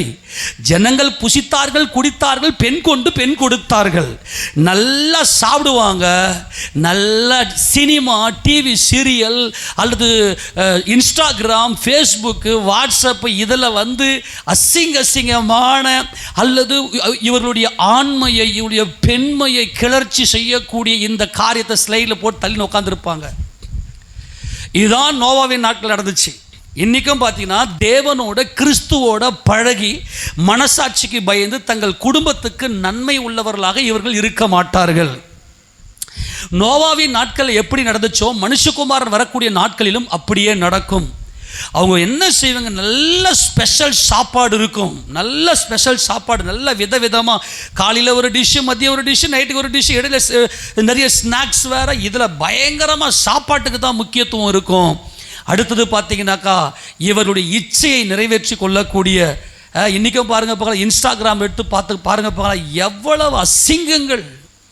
இன்றைக்கும் இன்னைக்கு சபையில் இருக்கக்கூடிய ஜனங்கள் இதை செய்வார்கள். டிவி சீரியலில் உட்காந்துக்குவாங்க, சினிமா பாடல்கள், இதையெல்லாம் இவங்க என்ன செய்யணும், கவனம் செலுத்தி அதில் அந்த பழக்க வழக்கங்களை கற்றுக்கொள்வார்களே தவிர இயேசு ராஜாவோடு கூட பழகி அவருடைய நீதியையும் நியாயத்தையும் கற்றுக்கொள்ள மாட்டார்கள். தேவன் மனசாட்சியில் இவர்களோடு பேசினார். மனம் திரும்புங்கள் என்று சொல்லி அவருடைய மனசாட்சியில் பேசினார். தேவனுக்கு தேவை குடும்பம். உன் மனைவிக்கு நீ உத்தமையா இரு, உன் கணவனுக்கு நீ உத்தமையா இரு, உன் பிள்ளைகளுக்கு ஒரு நல்ல தாய் தகப்பனாக நில் என்று சொல்லி தேவன் மனசாட்சியில பேசுகிறார். ஆனால் இந்த ஜனங்களுக்கோ தேவனுக்கு செவி கொடுக்க விருப்பம் இல்லை. என்ன ஆச்சரியம், ஒரே ஒரு ஏனோக்கு மாத்திரம் அந்த நாட்களிலே அவர் தேவனோடு சஞ்சரித்து கொண்டிருந்தார், தேவனோடு ஒருமனப்பட்டார். ஆமென் சொல்லாமா? தேவனோடு என்னப்பட்டார்? தேவனோடு ஒருமனப்பட்டார், அவரோடு நடந்தார். ஆச்சரியமா இருந்துச்சு. அப்போ ஆண்டவர் என்ன பண்ணிட்டார்னா, நோவாவின் நாட்களில் ஏனோக்குடைய பேரன், ஏனோக்கு மெத்துசலாவை பெற்றெடுக்கிறார், மெத்துசலா லாமேக்கை பெற்றெடுக்கிறார், லாமேக்கு நோவாவை பெற்றெடுக்கிறார். நோவாவின் நாட்களில் அது வரைக்கும் பூமியில் மழையே பெய்யல. நல்லா கவனிங்க, நோவாவின் காலம் வரைக்கும் பார்த்தீங்கன்னா பூமியில் மழையே பெய்யல. ஆனால் அந்த நாட்டில் மழையை தேவன் வருஷிக்க பண்ணி இமயமலையிலிருந்து ஏறக்குறைய 15 முழ உயரம், 15 முழனா ஏறக்குறைய 30 அடிக்கும் மேலே, ஏறக்குறைய 30 இல்லை, ஒரு 22 அடிக்கும் மேலே, இமயமலையிலிருந்து 22 அடிக்கும் மேலே தண்ணி இந்த பூமி முழுக்க சூழ்ந்துருந்துச்சு. எல்லா ஜனங்களும் அழிஞ்சாங்க. ஏன் தெரியுமா? குடும்பத்துக்கு அவர்கள் நன்மையாக இல்லை, குடும்பம் அவர்களால் சீர்பெறவில்லை, மாறாக மனம் போன போக்கில் மிருகத்தை போல வாழ்ந்தார்கள். ஆனால் ஏனோக்கு மாத்திரம் தேவனுக்கு பயப்படுற பயத்தில் கர்த்தரோடு கூட சஞ்சரித்தார் என்பது அவரோடு பழகினார், நடந்தார் அவரோடு. அதாவது ஆங்கில வேதாகமத்தில் நடந்தார், வாக்டு வித் காட் அப்படின்னு இருக்கும் இல்லையா? அப்போ நடந்தார் அப்படின்னா என்ன அர்த்தம்னா, 2 கால தான் நடக்க முடியும். ஆமேனா? 2 கால தான் நடக்க முடியும். அப்போ என்ன அர்த்தம்னாக்கா, தேவனுக்கு பிரியமாகவும் மனுஷனுக்கு பிரியமாகவும் அவர் வாழ்ந்தார், அதுதான் நடந்தார். இன்னைக்கு எல்லாரும் மிருகங்களாக யாசுயம் ஒத்த காலில் எல்லாம் வாழ்றான் மனுஷன், ஒத்த காலில் மிருகத்தை போல குதித்து தாவி தழுவி அப்படி தான் வாழ்ந்துங்கிறான். நான் சொல்கிறது புரிஞ்சிக்க முடியுதா? நடந்தான் என்றால் 2 கால் தான் நடக்க முடியும். ஆனால் மிருகங்கள் எப்படி தாவுமோ, தத்தி தத்தி போவோமோ, நான் சொல்றது புரியுதா இல்லையா? இன்னைக்கு எல்லா மனுஷனும் மிருகம். கனம் பொறிந்தனா இருக்கிற மனுஷன் அழிந்து போகிற மிருகத்துக்கு ஒப்பா இருக்கிறான். ஆனால் தேவன் குடும்பத்தை நேசிக்கிறார். குடும்பத்தில் அன்பை காட்டுங்க, குடும்பத்தில் அன்பை கொடுங்க என்று சொல்லி தேவன் குடும்பத்தை நேசிக்கிறார். ஆனால் இவர்களுக்கு குடும்பத்தின் மேல எண்ணம் இல்லை. ஆனால் என்ன ஆச்சரியம், ஏனோக்கு சரியாக 65 வயசுல அவர் மெத்துசலாவை பெற்றெடுக்கிறார். இப்போ ஏனோக்கு அவர் கரெக்டாக பெற்றெடுக்கும் போது அவருக்கு 65 வயசு என்று சொல்லப்பட்டிருக்கிறது. அந்த நாட்களிலும் அவர் என்ன பண்ணார்? தேவனோடு தான் நடந்திருந்தார். ஆமோஸ் தீர்க்கதரிசியின் புத்தகம் திருப்பி கொள்ளுங்க. ஆமோஸ் தீர்க்கதரிசியின் புத்தகம் 3வது அதிகாரத்தில் அதில் 3ஆம் வசனத்தை வாசிங்க. ஆமோஸ் 3:3 வாசிங்க பார்க்கலாம். 2 பேர் ஒருமனப்பட்டிருந்தால் ஒழிய ஒருமித்து நடந்து போவார்களோ. ஏனோக்கு தேவனோடே நடந்தார், தேவனோடு சஞ்சரித்தார் என்றால் இயேசு கிறிஸ்துவுடைய மனம் ஏனோக்குக்கு வந்தது. ஆமெனா. இயேசு ராஜாவோடு கூட அந்த நாட்களில் இயேசப்பா மாம்சத்திலே வரலையே. நல்லா கவனிங்க, இயேசு ராஜா மாம்சத்தில் வந்து 2000 வருஷத்துக்கு முன்னாடி தான். அவர் தேவாதி தேவன். அல்லேலூயா. அவர் என்றென்றைக்கும் சதா காலம் இருக்கிற தேவகுமாரன். அவரே என்றென்றைக்கு ஸ்தோத்தரிக்கப்பட்ட தேவகுமாரன். அப்போ ஏனோக்குடைய மனம் இயேசு ராஜாவுடைய மனதை போல சாந்தமும் மனத்தாழ்மை என்கின்ற மனம் இந்த ஏனோக்குக்கு வந்தது. அதனால தான் 2 பேரும் ஒன்னா நடந்து போனாங்க 300 வருஷம். அல்லேலூயா. எவ்வளவு ஆச்சரியம். நாமெல்லாம் நேற்று வரைக்கும் ஃபயராக இருக்கிறோம். காலையில் வந்த உடனே ஒரு சின்ன சோதனை வந்து விழுந்து போயிடுறோம், ஆண்டரை விட்டு எங்கேயோ தூரம் போயிடுறோம். ஆண்டவரே, நான் இனி இன்ஸ்டாகிராமை பார்க்கவே கூடாது ஆண்டவரே, நான் இனி யூடியூப் ஷார்ட்ஸை பார்க்கவே கூடாது ஆண்டவரே, நான் இனிமேல் சினிமா பார்க்கவே கூடாது தீர்மானம் எடுத்துகிட்டு போகிறோம் சபையில். அப்படி போன உடனே சோதனை வழி விழுந்து போயிடுறோம். அப்போ ஏனோக்கு மட்டும் எப்படி 300 வருஷம் சஞ்சரித்தார் தேவனோடு, ஒருமனப்பட்டார். இயேசு ராஜாவுடைய மனம், அவருடைய சிந்தை, இயேசு ராஜாவுடைய அந்த சிந்தையை உடையவராக ஏனோக்கு மாறினார். 2 பேர் ஒருமனப்பட்டால் ஒழிய ஒருமித்து நடந்து போக முடியாது. சங்கீதம் 119 எப்படி இவரால் மட்டும் 300 வருஷம் தேவனோடு சஞ்சரிக்க முடிந்தது? 119வது சங்கீதத்தில் அங்கே ஒரு நல்ல மகிமையான வசனம் இருக்கும். எப்படி தீர்மானம் பண்ணுகிறோம் அவரோடு கூட இருப்பதற்கு. 112வது வசனத்தை வாசிக்க பார்க்கலாம். 119ஆம் சங்கீதம் 112வது வசனம். முடிவு பரியந்தம் இடைவிடாமல் உம்முடைய பிரமாணங்களின்படி செய்ய என் இருதயத்தை சாய்த்தேன். நல்லா கவனிங்க, முழுசா கொடுத்துட்டேன்பா, சாய்த்தேன் அப்படின்னா உங்க பக்கம் சாஞ்சிருச்சு ஆண்டவரே. உங்க கூட பழகி உங்க வார்த்தை முடிவு பரியந்தம் இடைவிடாமல். எத்தனை பேர் விழுந்து விழுந்து எழுந்துக்கிறோம். அல்லேலூயா. ஆமேனா. ஆனாலும் கர்த்தர் நம்மில் இரக்கம் உள்ளவராய் நம்மளை தள்ளி விடாமல் நம்மை தூக்கி எடுக்கிற ஒரு நல்ல தேவன். ஆனால் ஏனோக்குடைய சாட்சி என்னவென்றால் 300 வருஷம் தேவனோடு சஞ்சரித்தான் என்பதுதான் ஏனோக்குடைய தேவன் கொடுத்த மகிமையான சாட்சி. 300 வருஷம் இயேசு ராஜாவோடு பழகினான், இயேசு ராஜாவுடைய நீதி நியாயங்களை கற்றுக்கொண்டார். முடிவு பரியந்தம் எல்லாம் அறிக்கை பண்ணலாமா? ஏசப்பா, நான் முடிவு பரியந்தம் இடைவிடாமல். நல்லா கவனிங்க, அதான் முக்கியம். இடைவிடாமல் கொஞ்ச நாள் நல்லா ஃபயராக இருக்கிறது, அப்புறம் ஒரு சின்ன பிரச்சனை அப்படி லைட்டாக ஒரு கடிந்து கொள்வது வந்தால் சருன்னு புஷ்ஷுன்னு போயிடுது. திரும்ப ஏதாகிலும் ஒன்று பேசி கீசி ரெடி பண்ணுறா, மறுபடியும் ஏந்துக்கிறது, எப்படியோ ஒன்று. ஆனால் இங்கே ஏனோக்கு முடிவு பரியந்தம் 300 வருட காலமாய் அவர் தேவனோடு சஞ்சரிக்கிற, தேவனோடு நடந்து போகிற அனுபவத்தை இந்த ஏனோக்கு பெற்றுக்கொண்டு அந்த இருதயத்தை தேவனுக்கு கொடுத்து விட்டார். அல்லேலூயா. ஆமென் சொல்லாமா? கிறிஸ்து இயேசுவுடைய நீதி நியாயங்களை இந்த 300 வருடமாய் கற்றுக்கொண்டு 7 என்கின்ற அந்த பரிபூர்ணத்துக்குள்ளே அவர் கடந்து போனதை நாம் இங்கே பார்க்கிறோம். அன்பான தேவஜனமே, நல்லா கவனிங்க. இப்போ ஏனோக்குடைய இந்த நாட்கள் எப்படிப்பட்ட நாட்களாக இருந்துச்சு அப்படின்னு பார்க்கும்போது, ஏனோக்குடைய டோட்டல் அந்த வருஷம், அந்த வாழ்நாள் எத்தனைனா 365 வருஷம். ஆமெனா? எத்தனை வருஷம்? 365 வருஷம். இந்த 365 வருடம் என்பது அது நமக்கு என்ன ஞாபகத்துக்கு வரும்? 365 நாட்கள். Very good. 365 நாட்கள் என்பது ஒரு வருடம். இந்த 365 நாட்கள் என்பது சோலார் கேலண்டர், சூரியனை மையமாக வைத்து தயாரிக்கக்கூடிய கேலண்டர். அதுதான் சோலார் கேலண்டர். ஆனால் யூதர்களுடைய கேலண்டர் பார்த்தீங்கன்னா சந்திரனை மையமாக வைத்து தயாரிக்கப்படுகிற கேலண்டர். சூரியன் என்னென்னைக்கும் அது காலையில் உதிச்சு மாலையில் அஸ்தமனம் ஆகிவிடும். அது எழும்பி பிரகாசித்து அது என்ன பண்ண சூரியனை அஸ்தமிக்கும். ஆனால் சந்திரன் பார்த்தீங்கன்னாக்கா மாதத்துக்கு ஒரு தரம் அது 3ஆம் பிறையாக தோன்றி அது அப்படியே வளர்பிறையாக 15 நாட்கள் கழித்து தேய்பிறையாக அப்படியே மறைஞ்சிடும். மறுபடியுமாக அது மரித்து அடக்கம் பண்ணப்பட்டு உயிர்த்தெழுந்த இயேசு கிறிஸ்துவுக்கு ஒப்பனையாக ஏழை மையமாக கொண்டு, அந்த ஏழை மையமாக கொண்டு யூதர்கள் என்ன செய்வார்கள்? மாத பிறப்பு, அதான் ஆண்டவர் சொன்னார், மாத பிறப்பு என்றால் நியூ மூன், அந்த 3ஆம் பிறை தோன்றுகிற அந்த மாத பிறப்பு நாளில் எக்காலம் ஊதுங்க. ஆமெனா. பண்டிகை நாட்களில், ஓய்வு நாட்களில், அப்புறம் மாத பிறப்புகளில் எக்காலத்தை ஊதுங்கள் என்று சொல்லி ஆண்டவர் அங்கே பிரமாணத்தை கொடுத்திருப்பார். ஆக யூதர்களுக்கு ஒரு மாதம் என்பது 30 நாட்கள் மட்டுமே. நமக்கு பார்த்தீங்கன்னா சில மாதங்கள் 31 நாட்கள் வரும். ஆமேனா. எத்தனை நாட்கள் வரும்? அது என்னது? ஜனவரி எத்தனை நாள்? பிப்ரவரி 30 20, அது லீப், அதில் தான் லீப் இயர் வரும். பிப்ரவரி மாதம் மேக்சிமம் பார்த்தீங்கன்னா 28 நாட்கள், 4 வருஷத்துக்கு ஒரு முறை தான் 29 நாட்கள் வரும் லீப் இயர். அதுக்கு தான் என்ன பண்ணுவோம்?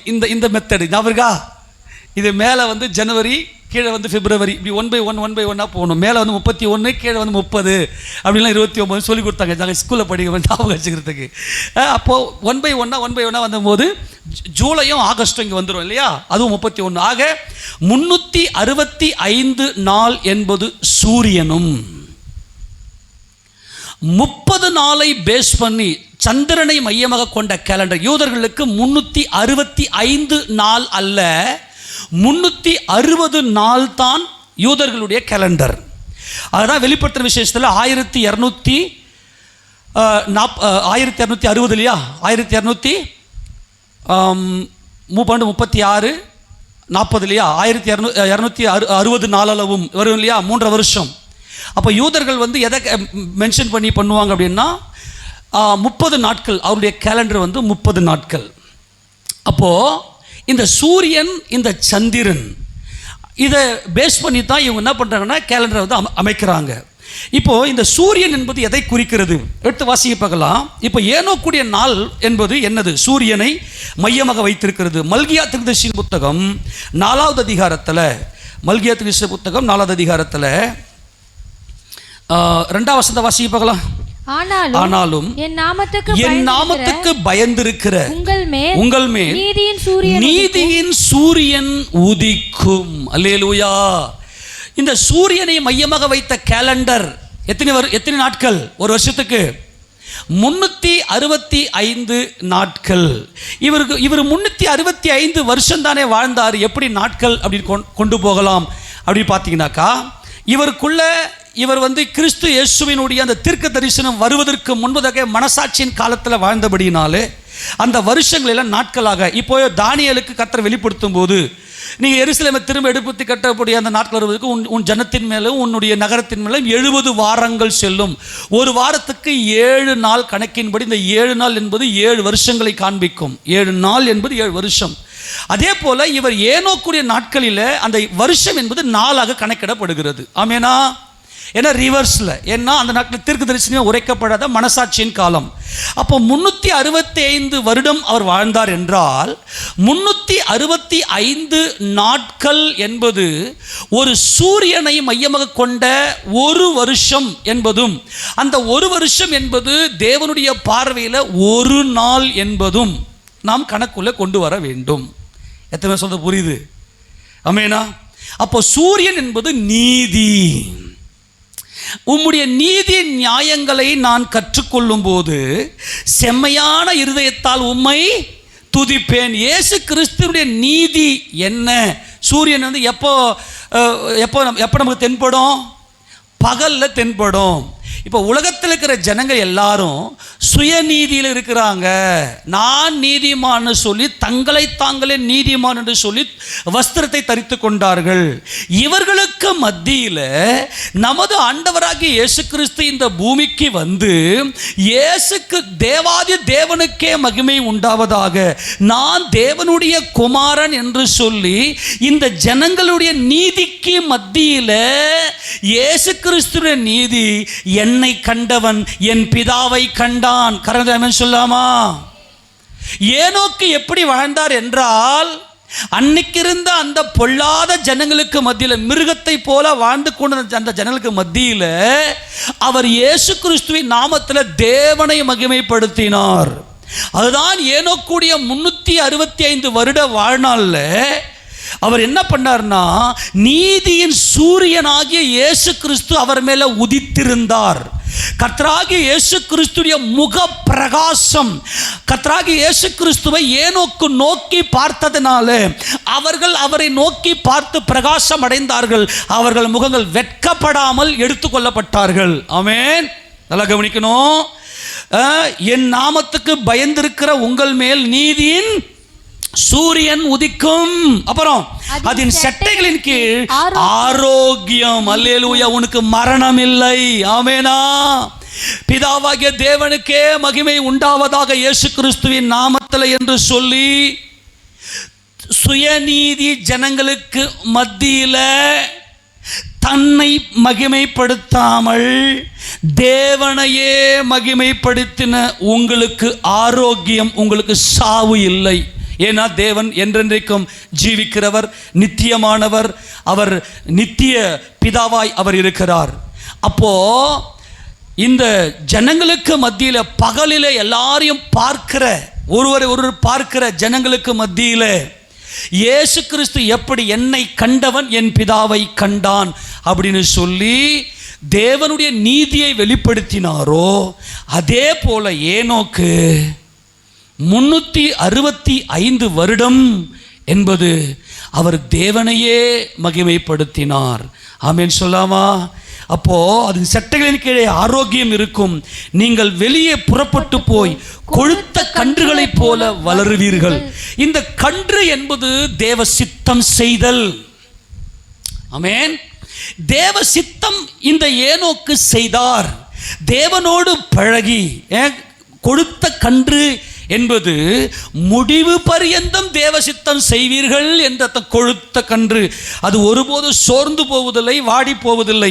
இந்த ஏனோக்கு கொழுத்த கன்றுகளை வெளியே புறப்பட்டு போய் ஜனங்களுக்கு மத்தியில் தேவ சித்தத்தை செய்யக்கூடியவராக இந்த ஏனோக்கு இருந்தார் என்பது நமக்கு புலப்படுகிறது. ஆமென் சொல்லாமா? இந்த ஏனோக்கு ஒரு மண்ணான மனிதன். ஆமெனா?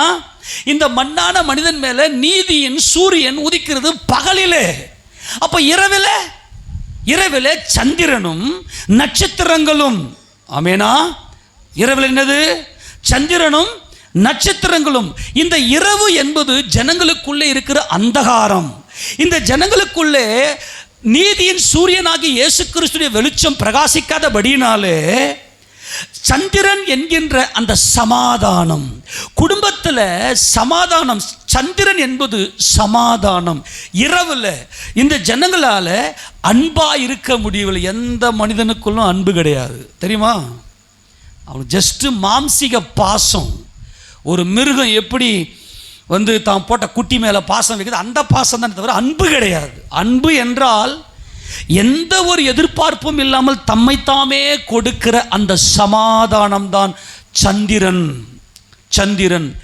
இந்த சூரியன் என்பது நீதி, கிறிஸ்துடைய நீதி. என்னை கண்டவன் என் பிதாவை கண்டான். அந்த வசந்த வாசிங்க, யோவான் சுவிசேஷ புத்தகத்தில் 14வது அதிகாரம். யோவான் சுவிசேஷம் 14வது அதிகாரத்தில் அங்கே பிலிப்பு அங்கே தம்முடைய சீசர்களிட்ட சொல்லும்போது சொல்லுவார் இல்லையா? 10வது வசனத்தை வாசிங்க பார்க்கலாம். நான் பிதாவிலும், 9வது வசனம். அதற்கு இயேசு, பிலிப்புவே, இவ்வளவு காலம் நான் உன்னோட கூட இருந்தும் நீ என்னை அறியவில்லையா? என்னை கண்டவன் என் பிதாவை கண்டான். ஆமென் சொல்லுங்க. எல்லாரும் ஆமென் சொல்லுங்க. ஒவ்வொரு ஜனங்களும் தங்களுடைய சுயநீதியை வெளிப்படுத்தி தங்களுடைய மகிமையை பெருமையில வாழ்ந்து கொண்டிருக்கிறார்கள். ஆமென். ஆனால் கர்த்தராகிய இயேசு கிறிஸ்து மாத்திரம் என்னை கண்டவன் யாரை கண்டான்? என் பிதாவை கண்டான். இதுதான் நீதி. ஆமெனா, அல்லேலூயா. அப்போ தேவன் அவருடைய நீதியிலே அங்கே ஸ்திரப்படுத்தினார். அடுத்தது பார்த்தீங்கன்னாக்கா, சந்திரன் என்பது, நிலா என்பது என்னவென்றால் சமாதானம்.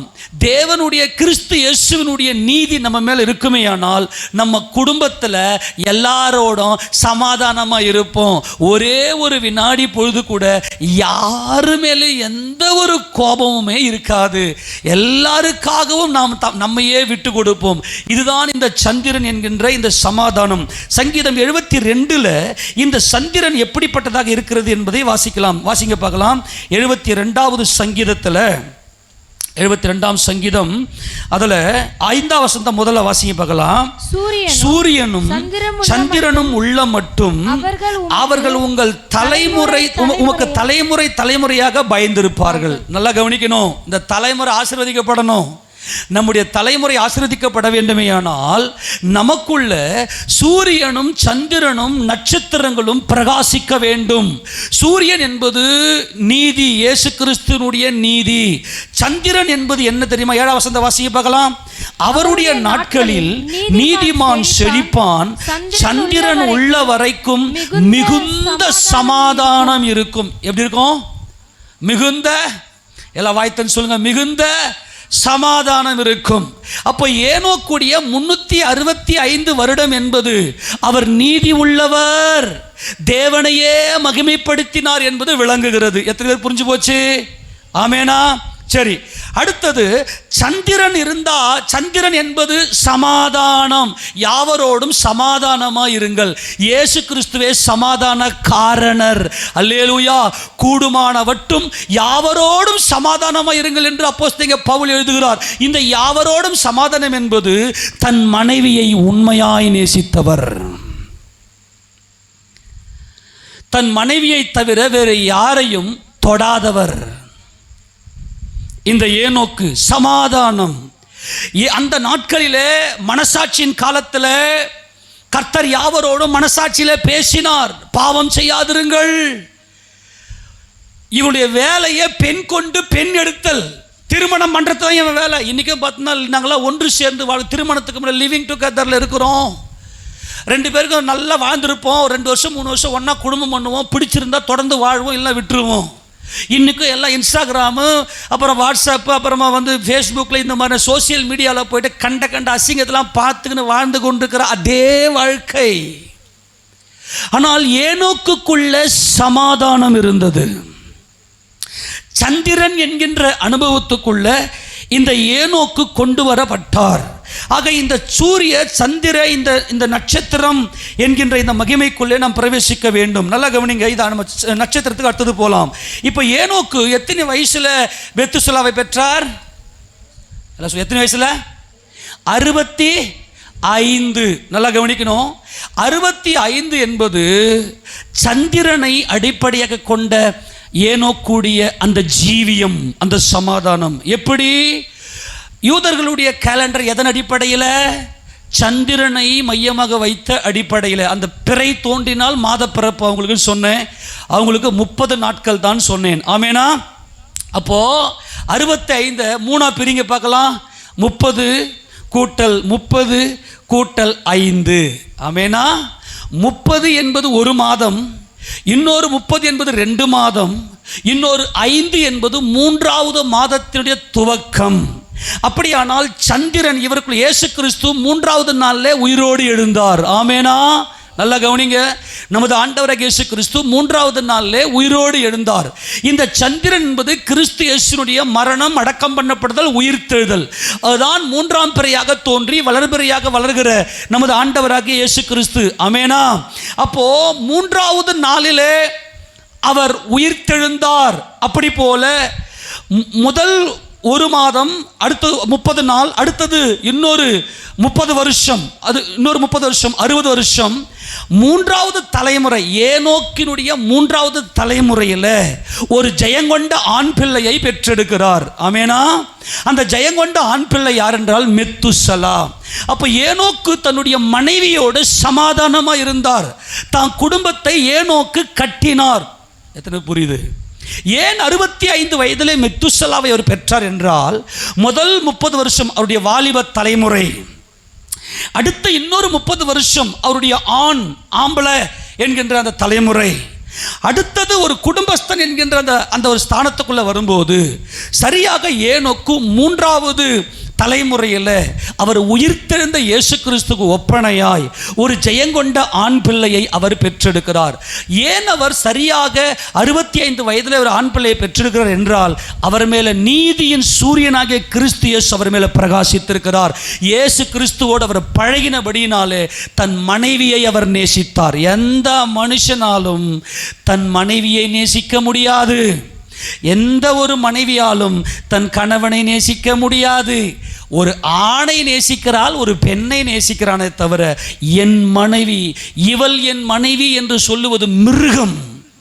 என் தேவன் கொடுத்த மனைவி என்பதுதான் தெய்வீகம்.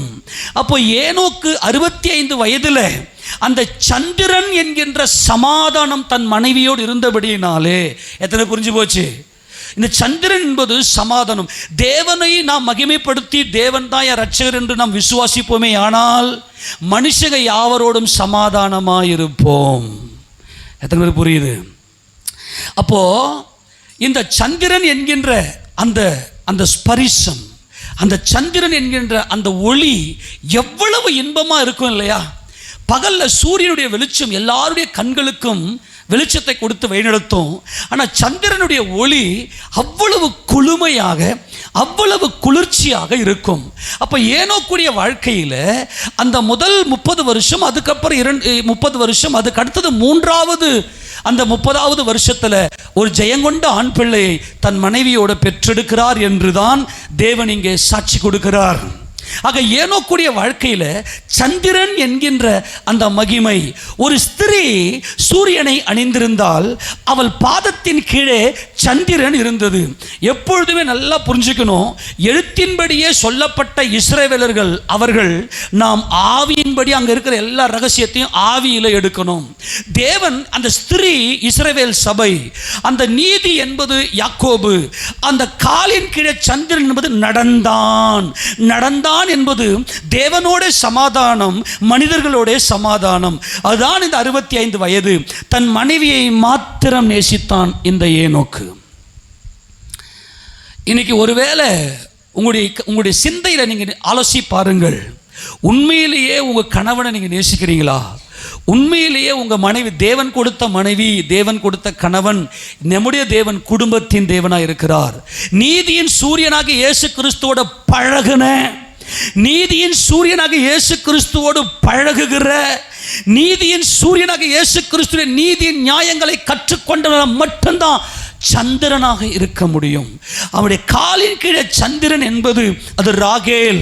அந்த ராகேல் எல்லாருடைய சமாதானத்துக்காகவும் அங்கே எப்ராத்தா என்னப்பட்ட பெத்லகேமுக்கு முன்பதாக அவள் அடக்கம் பண்ணப்பட்டதை நாம் பார்த்தோம். ஆமேனா? சரியாக ஏனோக்கு 65 வயசுல மெத்துசலாவை பெற்றெடுக்கிறார். இந்த மெத்துசலாவை பெற்றெடுத்ததுமே ஆண்டவர் ஏனோக்கோட ரகசியத்தை எல்லாம் சொல்லிட்டாரு. ஏன்னா தேவனாகிய கர்த்தர் தம்முடைய தீர்க்கதரிசிகளுக்கு தம்முடைய ரகசியத்தை சொல்லாமல் ஒரு காரியத்தையும் செய்யார். என் தேவனாகிய இயேசு ராஜாவுடைய பரிசுத்த நாமம் என்றென்றைக்கு மகிமைப்படுவதாக, அவருடைய இரக்கங்களுக்கே ஸ்தோத்திரம் உண்டாவதாக. தம்முடைய தீர்க்கதரிசியாகிய தம்முடைய ஊழியக்காரருக்கு சொல்லாம ஒரு ரகசியத்தையும் தேவன் நிறைவேற்ற மாட்டாராம். அந்த வசந்த வாசிங்க பார்க்கலாம். ஆமோஸ் தீர்க்கதரிசன புத்தகத்தில், ஆமோஸ் தீர்க்கதரிசியின் புத்தகம் அதே 3ஆம் திருப்பி கொள்ளுங்க பார்க்கலாம். 7ஆம் வசனத்தை வாசிங்க பார்க்கலாம். 3:7 ஆமோஸ். கர்த்தராகிய ஆண்டவர் தீர்க்கதரிசிகளாகிய தம்முடைய ஊழியக்காரருக்கு தமது ரகசியத்தை வெளிப்படுத்தாமல் ஒரு காரியத்தையும் செய்யார். கரங்களை ஆமென் சொல்லாமா? ஊழியக்காரனாகிய அவருடைய தீர்க்கதரிசிக்கு எல்லா ரகசியத்தையும் வெளிப்படுத்தி தான் செய்வார். என் தேவனுடைய பரிசுத்த நாமம் என்றென்றைக்கும் துதிக்கப்படுவதாக. அவருடைய இரக்கங்கள் என்றென்றைக்கும் மகிமைப்படுவதாக. அவருடைய சிங்காசனம் என்றென்றைக்கும் ஸ்தோத்தரிக்கப்படுவதாக. அவருக்கே என்றென்றைக்கும் சதா காலம் துதிகன மகிமை உண்டாவதாக. அப்போ இந்த ஏனோக்குக்கு ரகசியத்தை வெளிப்படுத்துறார். என்ன ரகசியத்தை வெளிப்படுத்துறார் அப்படின்னா, எப்பா ஏனோக்கே, நீ சூரியனாகிய நீதியின் சூரியனாகிய இயேசு கிறிஸ்துவோடு கூட நீ பழகி, ஆமென், நீ இயேசு கிறிஸ்துவோடு பழகி அவரோடு கூட நீ சஞ்சரித்துக் கொண்டிருக்கிறாய், நடந்து கொண்டிருக்கிறாய் எல்லா மனுஷரோடும் சமாதானமாய். ஆமெனா?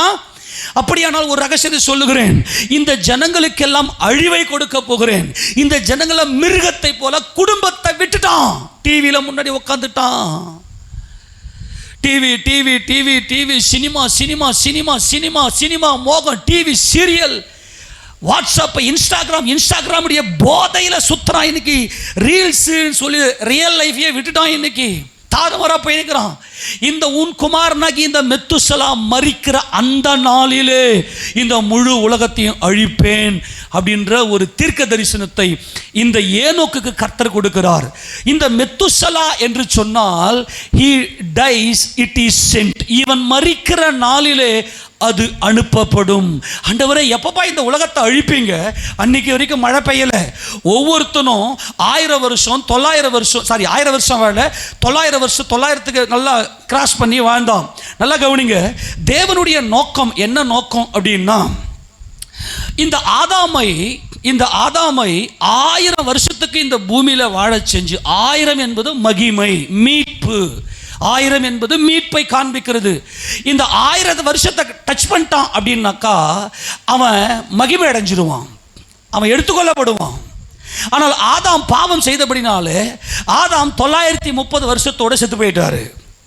அதுக்கு அடுத்தபடியா வாழ்ந்தது யாரா? இந்த உலகத்திலே ரொம்ப நீண்ட நாள் வாழ்ந்து யாரன்னா, இந்த ஏனோக்கு பெத்தெடுத்த மெத்துசலா மாத்திரம்தான் 969 வருஷம் வாழ்ந்தார். ஆமென். மெத்துசலாவுக்கு அடுத்தபடியா யார் அதிக நாள் வாழ்ந்தது? ஏனோக்குடைய அப்பா யாரேதுன்னு நினைக்கிறேன். அவர் 962 வருஷம் நினைக்கிறேன். அவர் 962 வருஷம். ஏனோக்குடைய அப்பா 962 வருஷம். ஏனோக்குடைய மகன் 969 வருஷம் வாழ்ந்தார். நல்லா கவனிக்கணும். 1000 வருஷத்தை டச் பண்ணிட்டான் அப்படின்னா அவன் எடுத்துக்கொள்ளப்பட்டுருவான், அவன் மகிமை அடைஞ்சிடுவான். 1000 என்பது மீட்பு, சரீர மீட்பு. 1000 என்பது இந்த முக்காடிட்டு கொண்டு, நம்மை முக்காடிட்டு கொண்டு, சாராளை பார்த்து அபிமெலேக்கு சொல்லுவார் இல்லையா, உனக்கு 1000 வெள்ளிக்காசை கொடுத்தேன், அது உன் முக்காட்டுக்காக கடவுது. தன்னை மூடி நீதியின் சூரியனாக பிதாவை மகிமைப்படுத்தினவர்கள் 1000. இந்த 1000 என்கின்ற இந்த கவுண்டிங் தொட்டுட்டாங்க அப்படின்னா அவங்க ஆண்டவர் எடுத்துக்குவார். அப்படியானால் இந்த ஏனோக்கு 1000 என்கின்ற அந்த ஸ்தானத்துக்குள்ளே போனாரா அப்படின்னா அவர் 1000 என்கிற ஸ்தானத்துக்குள்ளே போயிட்டார். எப்படி? தேவனுக்கு ஒரு நாள் 1000 வருஷம் மாதிரி. ஆமேனா? ஒரு நாள் அவருக்கு எத்தனை வருஷம்? 1000 வருஷம். அதனால தான் எல்லாரும் 1000 நோக்கி டச் பண்ணி ஓடி வாழ்ந்தாங்க. ஆதாமே 930 வருஷம் வந்தாரியா, மீதி பேர்லாம் பார்த்து 700 வருஷம் 800 வருஷமா இந்த பூமியில் வாழ்ந்து இருக்கிறாங்க. யாரும் 1000 டச் பண்ணல. 1000 டச் பண்ணிட்டா அவங்களுக்கு சாவு கிடையாது, அவங்க மகிமை அடைஞ்சிருவாங்க. ஆமேனா? ஏன்னா தேவனுக்கு ஒரு நாள் 1000 வருஷம், நாளையும் வருஷத்தையும் லிங்க் பண்றார். அதுக்கு தான் ஏனோக்குடைய 365 வருஷத்தை 365 நாளாக கன்வெர்ட் பண்ணிக்கணும் நாம. ஆமேன். சரி, எடுத்து வாசிங்க பார்க்கலாம். தலை சுத்துதா? மறுபடியும் இந்த வீடியோ போட்டு கேளுங்க, உங்களுக்கு பல ரகசியங்கள் புரியும். என்ன? எடுத்து வாசிங்க பார்க்கலாம். 1 பேதுருவின் புத்தகம் 2 பேதுருவின் புத்தகம் 3ஆம் அதிகாரத்தில் 8ஆம் வசனத்தை வாசிங்க பார்க்கலாம். பிரியமானவர்களே, கர்த்தருக்கு ஒரு நாள் ஒரு நாள் எத்தனை வருஷமா? அவருக்கு 1000 வருஷம். அப்புறம் 1000 வருஷம் ஒரு நாள் போலவும் இருக்கிறது என்று இந்த நல்லா கவனிங்க. ஒரு நாள் அவருக்கு எத்தனை வருஷமா? அந்த ஒரு நாள் என்பது, நல்லா கவனிங்க, ஒரு நாள் என்பது 24 மணி நேரம். ஆமெனா? ஒரு நாளுக்கு எத்தனை மணி நேரம்? 24.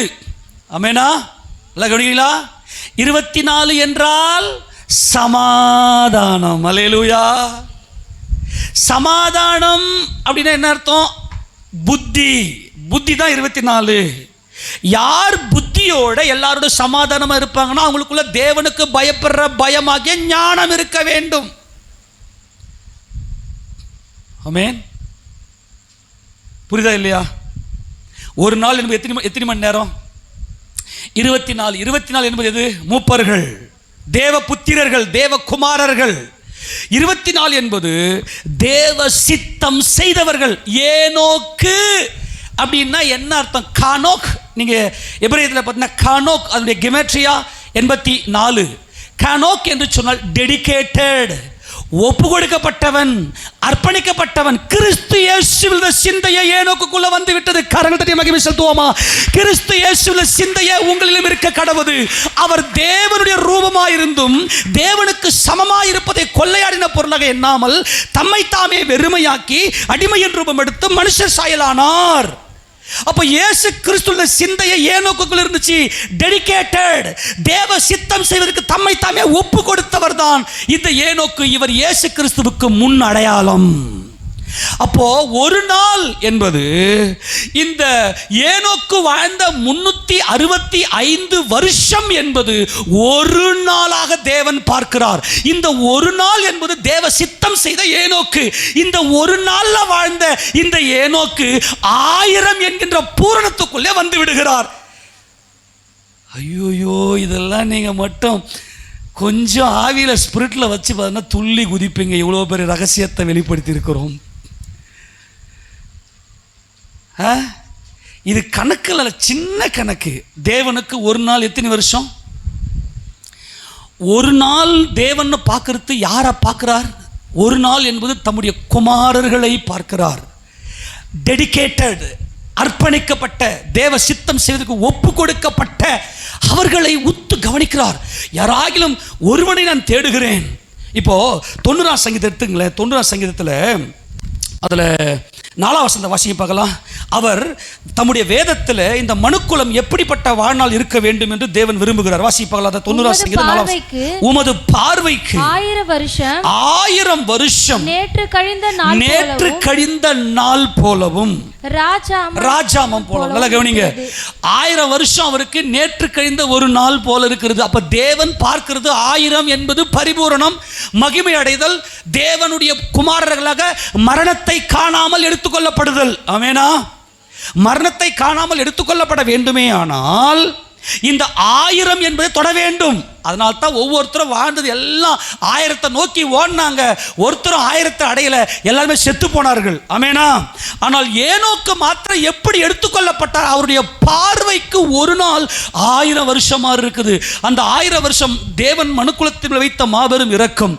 பரவாயில்ல, நீ பாவம் செய்துட்டப்பா, நீ பாவம் செய்து விட்டாலும் பரவாயில்லை, என்னோடு கூட நடந்து என்னோடு கூட நீ பழகுவாய். ஆனால் உனக்குள்ள நீ தேவ சித்தம் செய்து உன்மேல நீதியின் சூரியனும் அந்த சமாதான சந்திரனும் உன்மேல உதிக்குமே ஆனால், எல்லாரும் சமாதானமா இருப்பே ஆனால், உன் குடும்பத்தில் நீ சமாதானத்தை நீ நிலைநாட்டுவை ஆனால், உன்னை நான் 1000 பார்க்கிறேன்.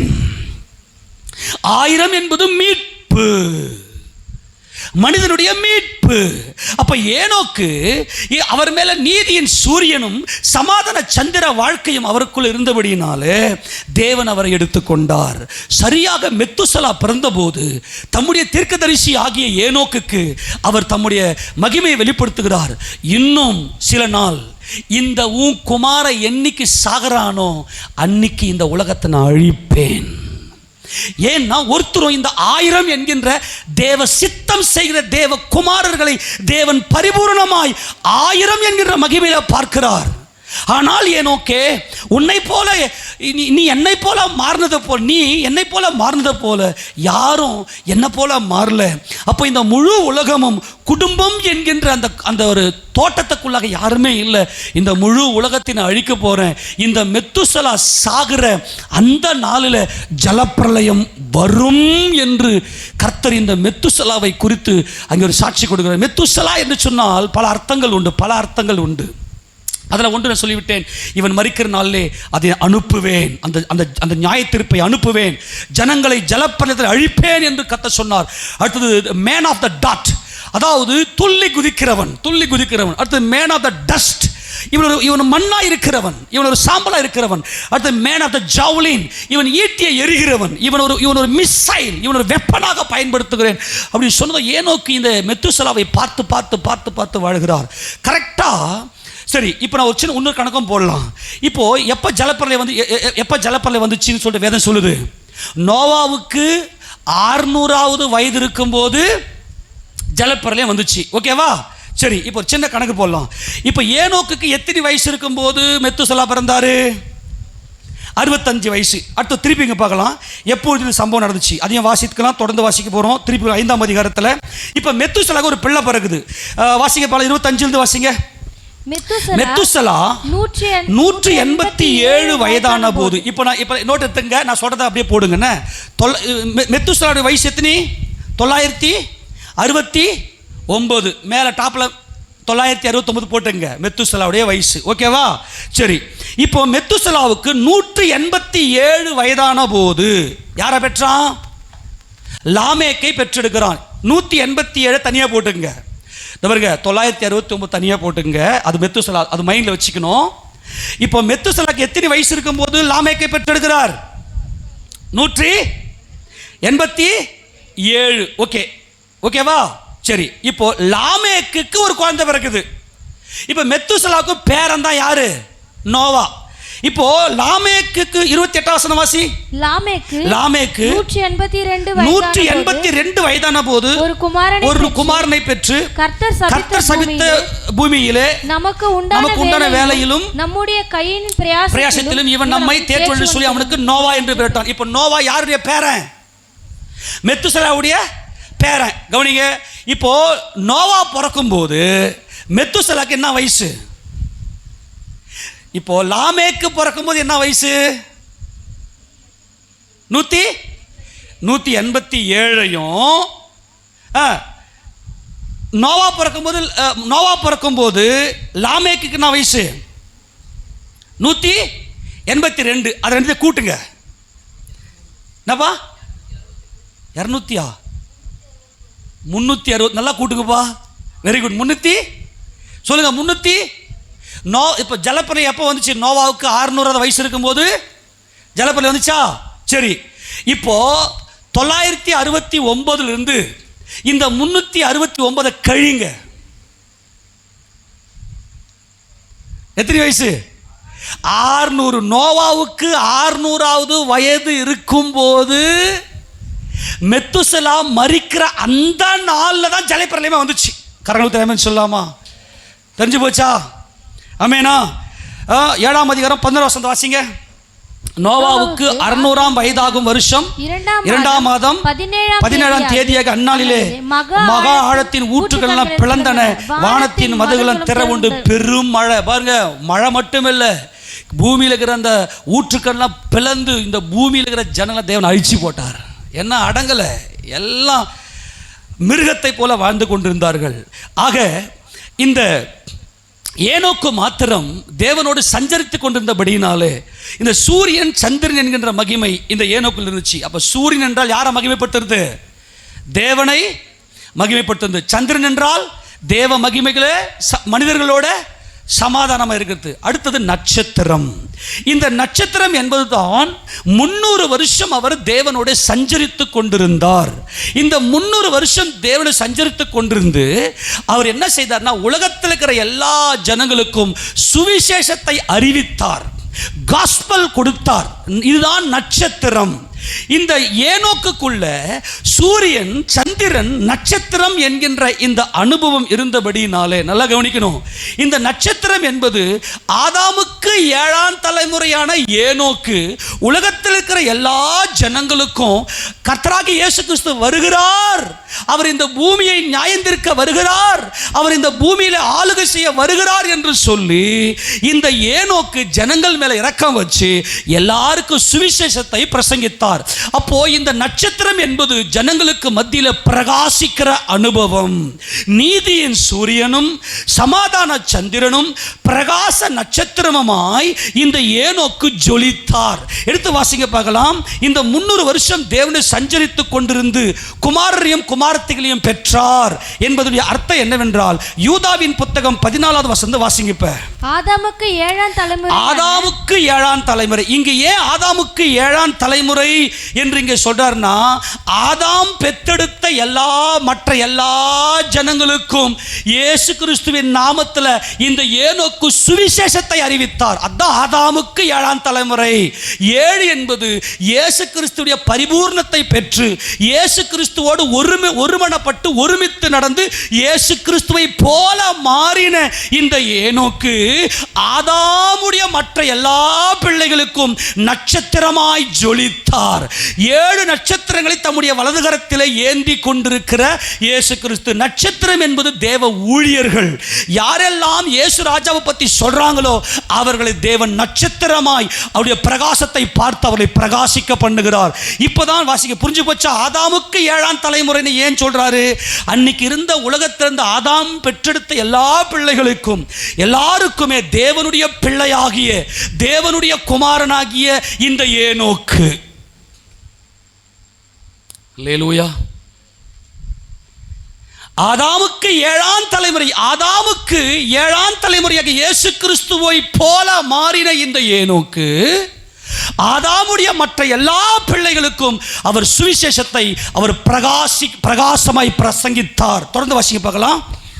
ஆதாமுக்கு 7ஆம் தலைமுறையான ஏனோக்கும் இவர்களை குறித்து இதோ எல்லாருக்கும் நியாய தீர்ப்பு கொடுக்கிறதற்கும் அவர்களில் அவபக்தி உள்ளவர்கள் யாவருக்கும் அவபக்தியாய் செய்து வந்த சகல அவபக்தியான கிரியைகள் நிமித்தமும் தமக்கு விரோதமாய் அவபக்தி உள்ள பாவிகள் பேசின கடின வார்த்தைகள் எல்லாவற்றின் நிமித்தமும் அவர்களை கண்டிக்கிறதற்கும் ஆயிரமான தமது பரிசுத்தவான்களோட கூட கர்த்தர் வருகிறார் என்று கர்த்தர் வருகிறார். ஆயிரமாய் அவருடைய இரண்டாம் வருகையை குறித்து பேசுகிறார். ரகசிய சபை எடுத்துக்கொள்ளப்படுதல் அல்ல, இரண்டாம் வருகையை குறித்து பிரசங்கிக்கிற இந்த சூரியன், இந்த நீதியின் அவருடைய மகிமையின் பிரகாசம், அவருடைய பிரகாச நட்சத்திரமாய் அவர் பிரகாசித்து அவர் ஜொலித்தார். ஆக சூரியன் சந்திரன் நட்சத்திரம் என்கின்ற இந்த மகிமைக்குள்ள இந்த ஸ்திரீ என்கின்ற ஏனோக்கு கர்த்தராகிய இயேசு கிறிஸ்துவே என் சிருஷ்டிகரே என் நாயகர் என்பதுதான் அந்த ஸ்திரீ. இந்த ஏனோக்கு சூரியன் என்கின்ற நீதி அணிந்திருந்தார், சந்திரன் சமாதானத்தை அணிந்திருந்தார், நட்சத்திரம் என்கின்ற கிரீடத்தை அணிந்திருந்தார். அதனால இவர் என்ன செய்யப்பட்டார் என்றால், இந்த மாம்ச உடலாகிய இந்த மண் உடல் மகிமை அடைந்து மறுரூபம் அடைந்தது. இந்த மண் உடல் மகிமை அடைந்தது. நட்சத்திரமாய் அவர் பிரகாசித்தார். ஆயிரமான தம்முடைய பரிசுத்தவான்களோடு கூட கர்த்தர் வருகிறார் என்று முன்னறிவித்த நட்சத்திரமாய் எல்லாருக்கும் ஆசீர்வாதமாய் ஜொலித்தார். ஆதாமுடைய சந்ததிகள் மனம் திரும்பாத பாவிகளுக்கு 7ஆம் தலைமுறையாகிய இயேசு கிறிஸ்துவோடு பழகின ஏனோக்கு, இயேசு கிறிஸ்துவை போல மாறின ஏனோக்கு நட்சத்திரமாய் எழும்பி பிரகாசி. இந்த பிரகாசம் உள்ள இந்த நட்சத்திரம் நீங்க எந்த இடத்துல பார்த்தாலும் சூரிய சந்திரன் நட்சத்திரம் இது வந்துகினே இருக்கும். எடுத்து வாசிங்க பார்க்கலாம். 136வது சங்கீதம் திருப்பி கொள்ளுங்க. 136ஆம் சங்கீதம், 136வது சங்கீதத்தில் அதில் 7ஆம் வசனத்தை வாசிங்க பார்க்கலாம். பெரிய சுடர்களை உண்டாக்கினவரை துதியுங்கள், அவர் கிருபை என்றும் உள்ளது. பகலில் ஆள சூரியனை படைத்தவரை துதியுங்கள், அவர் கிருபை என்றும் உள்ளது. இரவில் ஆள சந்திரனையும் நட்சத்திரங்களையும் படைத்தவரை துதியுங்கள், அவர் கிருபை என்றும் உள்ளது. பகலிலே ஆள பெரிய சுடராகிய இந்த சூரியன் என்பது தங்கள் சுயநீதியில பிரகாசிக்கிற ஒவ்வொரு ஜனங்களுக்கு மத்தியில் தேவனுக்கே மகிமை என்று பிரகாசித்தவர் இயேசு கிறிஸ்து. அவருடைய சாயல்ல பிரகாசித்தவர் ஏனோக்கு.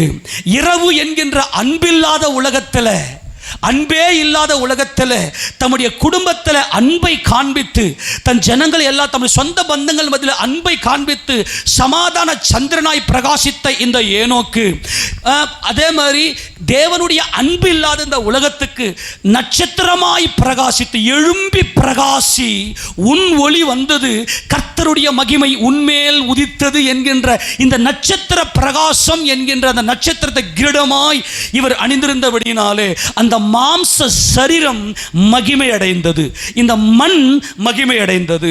ஆமென் சொல்லாமா? 4வது நாளிலே தேவன் தம்முடைய சிருஷ்டிப்பை சிருஷ்டிக்கும் போது அவர் 4வது நாளிலே இந்த பூமி என்கின்ற இந்த ஏனோக்கு மேலே, இந்த ஏனோக்கு மண் என்கின்ற இந்த ஏனோக்கு மகிமை அடைந்து எடுத்துக்கொள்ளப்பட வேண்டும் என்பதற்காக பகலை ஆள பெரிய சுடராகிய சூரியனையும், இரவை ஆள சிறிய சுடராகிய சந்திரனையும் நட்சத்திரங்களையும் தேவன் படைத்தார். ஆக இந்த 4 காரியங்கள் நமக்குள்ள இருந்தால் மாத்திரமே இந்த மண்ணான சரீரம் மகிமை அடைந்து மறுரூபம் அடையும். எடுத்து அந்த வசனத்தை வாசிங்க பார்க்கலாம். ஆதியாகமத்தின் புத்தகம் 1வது அதிகாரம், ஆதியாகம புத்தகம் 1வது அதிகாரத்தில் நமக்கு நேரம் இல்லாதபடினால 16 வாசிங்க. தேவன் பகலை ஆள பெரிய சுடருமாகிய சூரியனும், இரவை ஆள சிறிய சுடரும் ஆகிய 2 மகத்தான சுடர்களையும் நட்சத்திரங்களையும் உண்டாக்கினார். அவைகள் பூமியின் மேல் பிரகாசிக்க கடவது. ஹல்லேலூயா. யார் மேல பிரகாசிக்கணும்? பூமி. யாரு? நம்ம பூமியின் மண் எடுத்து நம்மை தேவன் மண்ணினாலே பிசைந்தார். இந்த மண் மகிமை அடைய வேண்டும். இந்த மண் மகிமை அடைய வேண்டுமே ஆனால் நீதியின் சூரியனும் சமாதான சந்திரனும் பிரகாச நட்சத்திரமும் நம்மேல் பிரகாசிக்க வேண்டும். ஹல்லேலூயா. யாருக்காச்சும் புரிஞ்சுதா? யாருக்காவது ஒருத்தர் கை தூக்கிடலாம் ப்ளீஸ். இது வரைக்கும் புரிஞ்சுதா? இதுதான் இஸ்ரவேல் தேவனுடைய நீதியும் நியமங்களையும் பெற்றுக்கொண்டு யாக்கோபு, ராகேல், இஸ்ரவேலுடைய 12 அந்த கோத்திர பிதாக்கள் அவர்கள் எல்லாருமாய் ஒருமனப்பட்டவர்களாய் ஜெயங்கொண்ட ஆண் பிள்ளையாகி கிறிஸ்து இயேசுவை பெற்றெடுக்கிறார்கள். நல்லா புரிஞ்சுக்கணும். எழுத்தின்படியான இஸ்ரவேல் அவர்கள், நாம் ஆவியின்படியான இஸ்ரவேலர்கள். ஆக பகலை ஆள சூரியன், இரவுல அன்பில்லாத மனிதர்கள் மேல அன்பில்லை, தேவன் மேல அன்பில்லை. அதுதான் மனிதர்கள் மேல அன்பில்லாதது என்பது, மனிதர்களிடத்தில் அன்பு கூர்ந்து தம்மைத்தாமே மனிதர்களுக்காக பலியாக்குவது என்பது சந்திரன். நட்சத்திரம் என்பது தேவ அன்பை ஜனங்களுக்கெல்லாம் கொடுக்கும்படிய சுவிசேஷத்தை அறிவிப்பது. எரேமியா 31:35 வாசிங்க பார்க்கலாம். எரேமியா 31:35. வேகமா. சூரியனை பகல் வெளிச்சத்துக்காகவும், சூரியனை பகல் வெளிச்சத்துக்கும், சந்திர நட்சத்திர நியமங்களை ரா வெளிச்சத்துக்காகவும் கட்டளையிட்டவரும். ஆமென் சொல்லுங்க பார்க்கலாம். இவர்தான் தேவன் கட்டளையிட்டார். அப்போ சூரிய வெளிச்சம் என்பது இந்த உலகத்தில் இருக்கிற ஒவ்வொரு ஜனங்களும் நாங்க தான் நீதி உள்ளவங்கன்னு சுயநீதியில தங்களுடைய பெருமையை, தங்க மூஞ்ச முகரக்கட்டைய பெருமைப்பட்டு அப்படி ஒன்று சொல்லிட்டா போத புஷ்ஷுன்னு போயிருது. இவர்களுக்கு மத்தியில் ஏனோக்கு என் தேவனுக்கே மகிமை, நான் ஒரு பாவி என்று ஒப்பு கொடுத்தார். ஆமென் சொல்லாமா? இதான் ஏனோக்குடைய இந்த நீதி என்கின்ற 365 வருடம் ஏனோக்கு வாழ்ந்தார் என்பது தேவ சித்தம் செய்யும்படி தம்மைத்தாமே ஒப்பு கொடுத்த ஏனோக்கு ஒரு நாள் அவர் தேவனுடைய பார்வையில் அந்த ஒரு நாள் ஆகாமிய கூடாரத்தில் நான் 1000 நாள் வாழ்வதை பார்க்கல, உங்களுடைய கூடாரத்தில் ஒரு நாள். அந்த வசன வாசி ரொம்ப மகிமையான வசனம். 84ஆம் சங்கீதம். இதுதான் இந்த தேவனுடைய பார்வையில் இந்த ஒரு நாள் தான் இந்த ஏனோக்கு வாழ்ந்தது. 84வது சங்கீதம். அதில் எந்த வசன வாசி? 10ஆம் வசனம் வாசி பார்க்கலாம். 1000 நாளை பார்க்கிலும் உமது பிராகாரங்களில் செல்லும் ஒரே நாள் நல்லது, ஆகாமிய கூடாரங்களில் வசமாயிருப்பதை பார்க்கிலும் என் தேவனுடைய ஆலயத்தின் வாசற்படியில் காத்திருப்பதை தெரிந்து. இந்த 1001 வந்துச்சா? இந்த ஒரு நாள் அப்பா உமக்கு முன்பதாய் நான் என் வாழ்நாள் நினைத்திருக்கவில்லை. ஒரு நாள் ஆண்டவரே, அந்த ஒரு நாள் உங்க சித்தம் டெடிகேட்டட். ஏனோக்கு என்று சொல்ல அர்ப்பணிக்கப்பட்டவன், பிதாவின் சித்தம் செய்வதற்கு 24 hours 24 மணி நேரம். இந்த 24 என்பது தேவ சித்தம், அது சமாதானம், தேவகுமாரர். இதுதான் ஏனோக்கு. இந்த ஏனோக்கு 365 வருடம் அவர் இந்த உலகத்தில் ஜீவித்தார் என்பது அவர் 1000 தொட்டு விட்டார். ஆமென். ஒரு நாள் அவருக்கு எத்தனை வருஷம்? எல்லாம் சோர்ந்து போயிட்டீங்க. இதை மட்டும் நம்ம இஷ்டம், அவ்வளோதான். இதை மட்டும் ப்ளீஸ் உங்களை நான் புரிய வைக்கிறதுக்கு நான் ரொம்ப பிரயாசப்படுகிறேன். 1000 ஈக்குவல் டு 1000 நாள் ஈக்குவல் டு, அதாவது ஒரு நாள் ஈக்குவல் டு 1000 வருஷம். ஆமேனா? சிம்பிளாக வந்துடும். ஒரு நாள் என்பது, ஆண்டவரே நான் 1000 நாளில் ஆகாமிய குடாத்தில் இருக்கிறத பார்க்கல, ஒரு நாள் உங்கள் பிள்ளை எவ்வளோ அவருக்கு பிள்ளைன்றதுல நீ 1000 வருஷம் வாழ்ந்துருவே. நீ எத்தனை தரம் விழுந்து விழுந்து எழுந்துக்கிறோம் இல்லையா? இந்த மாம்சம் நம்மளை அடிமைப்படுத்துது இல்லையா? ஆத்துமாவே கர்த்தரை ஸ்தோத்திரின்னு ஒரு நாள் ஆண்டவரே, ஒரே ஒரு நாள் 24 மணி நேரம். இந்த 24 என்பது 24 மூப்பர்கள் பிதாவை சுற்றி இருக்கிறார்கள். அவர்கள் தேவ புத்திரர்கள். ஆமெனா? 1,44,000 2,88,000 தான் புதிய ஏற்பட்ட சபை 24 பேஸ் பண்ணி வந்தது. இப்போ நீங்கள் ஒரு 12 மணி வரைக்கும் நான் பேசுகிறேன். ஆனால் நீங்கள் எனக்கு பதில் சொல்லி ஆகணும். ஏனோ கூடிய நாள் எத்தனை நாள்? அவருடைய லைஃப் டைம் சொல்லுங்கள். 300. ஏன்னா அவன் எடுத்துக்கொள்ளப்படுவதற்கு முன்பதாகவே தேவனால் எத்தனை பேருக்கு பயங்கரமான சாட்சியம் புரியுது? அல்லேலூயா. ஆமெனா? இந்த பாருங்க, இந்த சூரிய சந்திர நட்சத்திரம் என்பது 3 ஒன்றா வரும். இந்த மண்ணு மகிமை அடையணும்னா 4th டைமென்ஷனில் டைமிங்கில் நான் வந்து நிற்கணும். டைமில் வந்து நிற்கணும். இந்த சந்திரன் என்பது கால குறிப்புக்காக பயன்படுத்தப்பட்டது இல்லையா? சந்திரன் என்பது எதுக்காக தேவன் படைத்தார்? கால குறிப்பு, டைம். 4th டைமென்ஷனில் நம்ம வரணும். நம்ம 104ஆம் சங்கீதம். சந்திரன் எதுக்காக? 104ஆம் சங்கீதம் 19ஆம் வசனம் வாசிங்க. கர்த்தர் சொன்ன இல்லம்மா, 104ஆம் சங்கீதம் 19. சந்திரனை கால குறிப்புகளுக்காக படைத்தார். சூரியன் தன் அஸ்தமனத்தை அறியும். நல்ல கவனிங்க. சூரியன் காலையில உதித்து மாலையில மறையும். ஆமெனா? தன்னுடைய அஸ்தமனத்தை அது என்ன பண்ணும்? அறியும். சந்திரனை எதுக்கு படைச்சாரா? காலம். 4வது பரிமாணம் எது? டைம், காலம். நீளம், அகலம், உயரம் என்கின்ற 3 டைமென்ஷன்ல 3 டைமென்ஷன் தான் இந்த உலகம் சிருஷ்டிக்கப்பட்டுச்சு. 4th டைமென்ஷன் என்பது டைம், காலம். அதை குறித்து நான் பலமுறை நம்ம பிரசங்கித்தாச்சு. யூடியூப்ல இருக்கு, ஒன்று எடுத்து பார்த்துக்குங்க. அதெல்லாம் நல்லா கவனிங்க. இந்த சந்திரன் என்பது காலக்குறிப்பு. சமாதானம் தான் தேவன். நம்முடைய தேவன் சமாதானத்தின் தேவன். உன் மனைவியை உண்மையாக நேசிப்பியா? உன் கணவனை உண்மையாக நேசிப்பியா? உன் பிள்ளைகளை உண்மையாக நேசிப்பா? அந்த டைமிங்கில் வந்து ஏனோக்கு நிற்கிறதுனால தான் அந்த 3வது தலைமுறையில், அந்த டைமிங்கில் 65 வயசில் அவர் தன்னுடைய ஆண்மகனை பெற்றெடுக்கிறார். அப்போ ஏனோக்குடைய லைஃப் டைம் நீதியிலே இருந்தார் 365 வருடங்கள். இந்த 365 வருடம் என்பது 365 நாட்களுக்கு ஒப்பனையாக ஒரு வருடத்தை காண்பிக்கிறது. ஆமெனா? அந்த ஒரு நாள் ஏனோக்குக்கு, அந்த ஒரு நாள் தேவ சித்தம் செய்யும்படி அர்ப்பணிக்கப்பட்டவன் என்பதான் ஏனோக்கு. அந்த ஒரு நாள் தேவனுடைய பார்வையில் 1000 வருஷம். அல்லேலூயா. இந்த 300 வருஷம் தேவனுடைய சஞ்சரித்துக் கொண்டிருந்தார் என்பது தேவனுடைய மீட்பு. பெஞ்சமினுக்கு யோசேப்பு 300 வெள்ளிக்காசை கொடுத்தார். 300 வெள்ளிக்காசு என்பது தேவனுடைய மீட்பு. 300 முழ நீளமான பேழையை நோவா செய்தார். அதிலிருந்து தேவ பாதுகாப்பை தன் குடும்பத்தோடு பெற்றார். 300 பேரை கொண்டு மீதியானவர்களை தேவன் ரட்சித்தார். இந்த 300 என்பது தேவ ரட்சிப்பு. 300 நரிகளை கொண்டு பெலிஸ்தருடைய வெள்ளாண்மை அழித்து போட்டு நியாயம் தீர்த்தார். அது தேவனுடைய நியாய தீர்ப்பு. ஆக இந்த 300 வருஷம் இந்த ஏனோக்கு தேவனுடைய சஞ்சரித்தார் என்பது தேவ பாதுகாப்பு, தேவ ரட்சிப்பு, தேவ மீட்பு, தேவனுடைய நியாயத்தீர்ப்பு, இவைகளை வெளிப்படுத்துகிறது.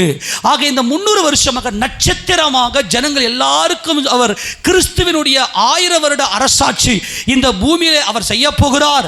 அவர் தேவனுடைய குமாரன் என்று சொல்லி இந்த உலகத்துக்கெல்லாம் அவர் நட்சத்திரமாய் பிரகாசித்தார். அப்படி பிரகாசிக்கும் போது இந்த ஏனோக்கு அவருடைய சரீரம் மரணத்தை காணாமல் தேவனுடைய குமாரனாக இந்த ஏனோக்கு எடுத்துக்கொள்ளப்பட்டார். கர்த்தர் அவனை எடுத்துக்கொண்டார். ஆக ஏனோக்குடைய வாழ்க்கையில் இந்த சூரிய சந்திர நட்சத்திரம் 4 என்பது இயேசு கிறிஸ்து. ஆமெனா.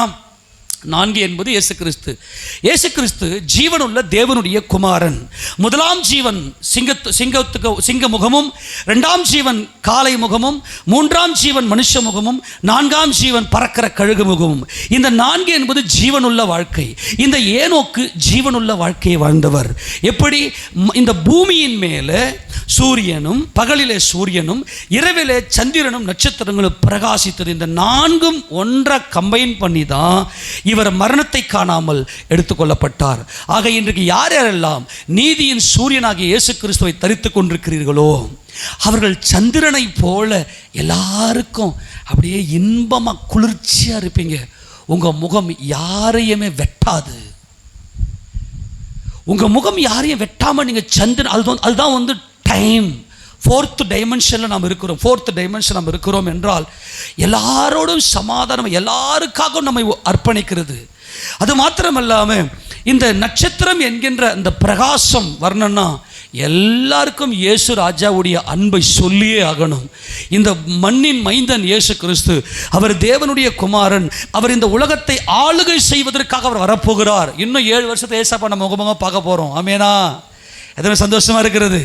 அவர் வருகிறார் என்று சொல்லி அவருடைய நாமத்தை நாம் மகிமைப்படுத்துவது தான் தேவன் நம்மை அழைத்திருக்கிற இந்த மாபெரும் அழைப்பு. ஆக ஏனோக்குடைய வாழ்க்கையில் இவ்வளவு ரகசியம் இருக்குது. அதனால்தான் யூதா நம்பரை வச்சு கால்குலேட் பண்ணால் தான் ஏனோக்குடைய வாழ்க்கை தெரியும்னு ஆதாமுக்கு 7ஆம் தலைமுறை என்ற ரகசியத்தை வெளிப்படுத்தி பரிசுத்த ஆண்டவர் மகிமைப்படுத்தியிருக்கிறார். ஆமேனா. எத்தனை புரிஞ்சு போச்சு. ஆமேன் சொல்லாமா.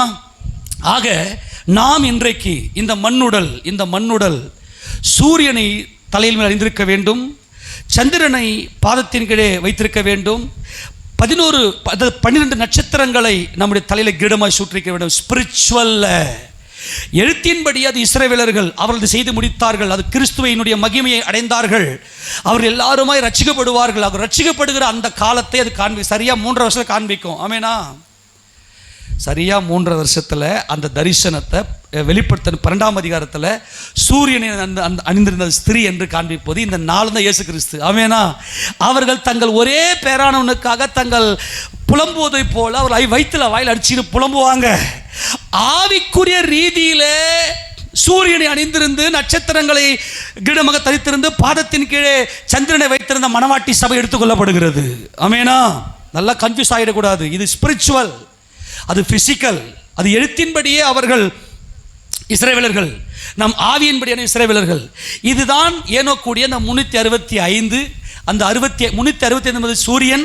65 வயதில் குமாரனை பெற்றார் என்பது சந்திரன். 300 வருடம் தேவனை சஞ்சரித்தார் என்பது எல்லாருக்கும் சுவிசேஷத்தை பிரசங்கித்தார். அவர் வருகிறார், மனம் திரும்புங்க, அவர் வருகிறார். ஏன்னா மெத்துசலா பிறந்த பிற்பாடு தான் இவன் சாகர நாளிலே அந்த ஜலப்பிரளயம் வரும்னு சொன்னார். ஆமேனா. அப்போ அந்த 300 வருஷம் அவர் என்ன பண்ணார்னா சுவிசேஷத்தை நட்சத்திரமாய் பிரசங்கித்தார். ஆமேன். அதனால் தான் ஏனோக்கு மண்ணான சரீரம் மகிமை அடைந்தது. ஆமேனா. எத்தனை சந்தோஷமா இருக்குது. கர்த்தர் உங்களை ஆசீர்வதிப்பாராக. ஒரு வசந்த வாசத்தை முடிச்சிடலாம். பிலிப்பியர் நிருபம் 3வது அதிகாரத்தில் இந்த மண்ணு மகிமை அடைகிறது. மகிமை அடைய வேண்டும் என்னால் இந்த மண்ணான சரீரம், நல்லா கவனிங்க, இதுக்கு நிறைய வசனங்கள்லாம் உண்டு இல்லையா? நான் ஒரு சில வசனங்கள் மட்டும் காட்டின முடிக்கிறேன். வாசிங்க பார்க்கலாம். 3ஆம் அதிகாரம் 20 எங்கே தெரியுமா வாசிக்கணும்? 18 வாசிங்க பார்க்கலாம். ஏனெனில் அநேகர் வேறு விதமாய் நடக்கிறார்கள், அவர்கள் கிறிஸ்துவின் சிலுவைக்கு பகைஞர் என்று உங்களுக்கு அநேக தடவை சொன்னேன், இப்போது கண்ணீரோடு சொல்லுகிறேன். எப்பா, இந்த சிலுவை, கிறிஸ்துவின் சிலுவைக்கு பகைஞர் தான் சூரியனை அணியாமல், சந்திரனை தரித்துக் கொள்ளாமல், நட்சத்திரத்தை அணியாமல் இருப்பது. இன்னைக்கும் சபையில் அப்படி தங்களை பெருமைப்படுத்துறவங்க இருக்கிறாங்க. இவங்க கிறிஸ்துவின் சிலுவைக்கு பகைஞர். சிலுவையில் கிறிஸ்துவோட மரிக்கிற அனுபவம் தான் சூரியன். ஆமேனா. கிறிஸ்துவோடு சிலுவை மரித்த அனுபவம் தான் சூரியன். கிறிஸ்துவின் சிலுவைக்கு பகைஞர் என்பது கிறிஸ்து சொல்றாரு, என்னை கண்டவன் என் பிதாவை கண்டான்னு. அப்போ நீ ஒவ்வொருத்தரும் தேவனைத்தான் மகிமைப்படுத்த வேண்டும் இயேசு கிறிஸ்துவின் நாமத்தில். ஆனா இவர்கள் என்ன செய்றாங்க? அவருடைய முடிவு அழிவு. அவருடைய தேவன் அவர்களுடைய மகிமை இல்ல, அவர்களுடைய தேவன் வயிறு. அவருடைய முடிவு அழிவு. இவங்க தான் நோவாவின் காலத்தில் அழிஞ்சாங்க. இவங்களுடைய தேவன் யாருன்னா இவங்க வயிறு தான் இவங்க தேவன். இவங்க தேவனை மகிமைப்படுத்த தங்களுடைய வயிறை, தங்களுடைய மாம்சத்தை பெருமைப்படுத்தணும். நல்லா தின்றது, நல்லா ரீல்ஸை உட்காந்து நைட்டெல்லாம் உட்காந்து செல்ல நோண்டுறது, பகலில் பார்த்து நல்லா தூங்குறது, நைட்டெல்லாம் இரவு முழுக்க. நீங்கள் வாலிப பிள்ளைங்க பாருங்கள் பார்க்கலாம், என்ன தூக்கம்ப்பா, என்ன தூக்கம். நல்லா தூங்குறது, நைட்டெல்லாம் செல்ல நோண்டுறது. அப்போ இவளுடைய முடிவு அழிவு, இவருடைய தேவன் வயிறு, அவருடைய மகிமை. ஏன்னா தேவனை மகிமைப்படுத்துகிற தங்களுடைய லட்சை, தங்களுடைய அருவருப்பான சிந்தனையில வாழ்ந்து கொண்டிருக்கிறார்கள். கண்ணை மூணவை அசுத்த சிந்தனையில வாழ்ந்து கொண்டிருக்கிறார்கள். அவருடைய லட்சங்களுடைய அவருடைய மகிமை, அவருடைய லட்சையே அவர்கள் பூமி கடுத்தவர்களை சிந்திக்கிறார்கள். நம்முடைய குடியிருப்போ பரலோகத்தில் இருக்கிறது, அங்கே இருந்து கர்த்தராய் இருக்கிற இயேசு கிறிஸ்து ரட்சகர் வரை எதிர்பார்த்து கொண்டிருக்கிறோம். இதுதான் அப்போஸ்தலன் பவுல் ஏனோக்குடைய இந்த சாயல்ல அவர் வாழ்ந்து கொண்டிருக்கிற மகிமையை காண்பிக்கிறார். அவர் வருகிறார். ஆமென். அவர் எல்லாவற்றையும் தமக்கு கீழ்ப்படுத்திக் கொள்ளத்தக்கதாக தம்முடைய வல்லமையான செயலின்படியே நம்முடைய அற்பமான இந்த சரீரத்தை, இந்த மண்ணை, ஏனோக்கி என்கின்ற இந்த மண்ணை தம்முடைய மகிமையான சரீரத்துக்கு ஒப்பாக மறுரூபப்படுத்துவார். அல்லேலூயா. இதான் சாயலாக அங்கே தேவன் காண்பித்தார். அப்போ இந்த மண்ணான சரீரம் மகிமையடைய வேண்டுமேயானால் நீதியின் சூரியனும் சமாதான சந்திரனும் பிரகாச நட்சத்திரத்தையும் அணிந்திருப்போமே ஆனால் நான் இந்த மண்ணான சரீரம் மகிமை அடையும். ஆமென் சொல்லாமா? எல்லாரும் முழங்கால் படியிட்டு எல்லாரும் நன்றி சொல்லி, அப்பா உமக்கு நான் நன்றி சொல்லுவேன். உங்கள் அன்பு எவ்வளவு பெரிதாக இருக்கிறது அப்பா. உங்கள் தேவ கரத்துக்காய் நாங்கள் நன்றி சொல்லுகிறேன் ஆண்டவரே. நேச கரத்துக்காய் ஸ்தோத்திரிக்கிறேன்.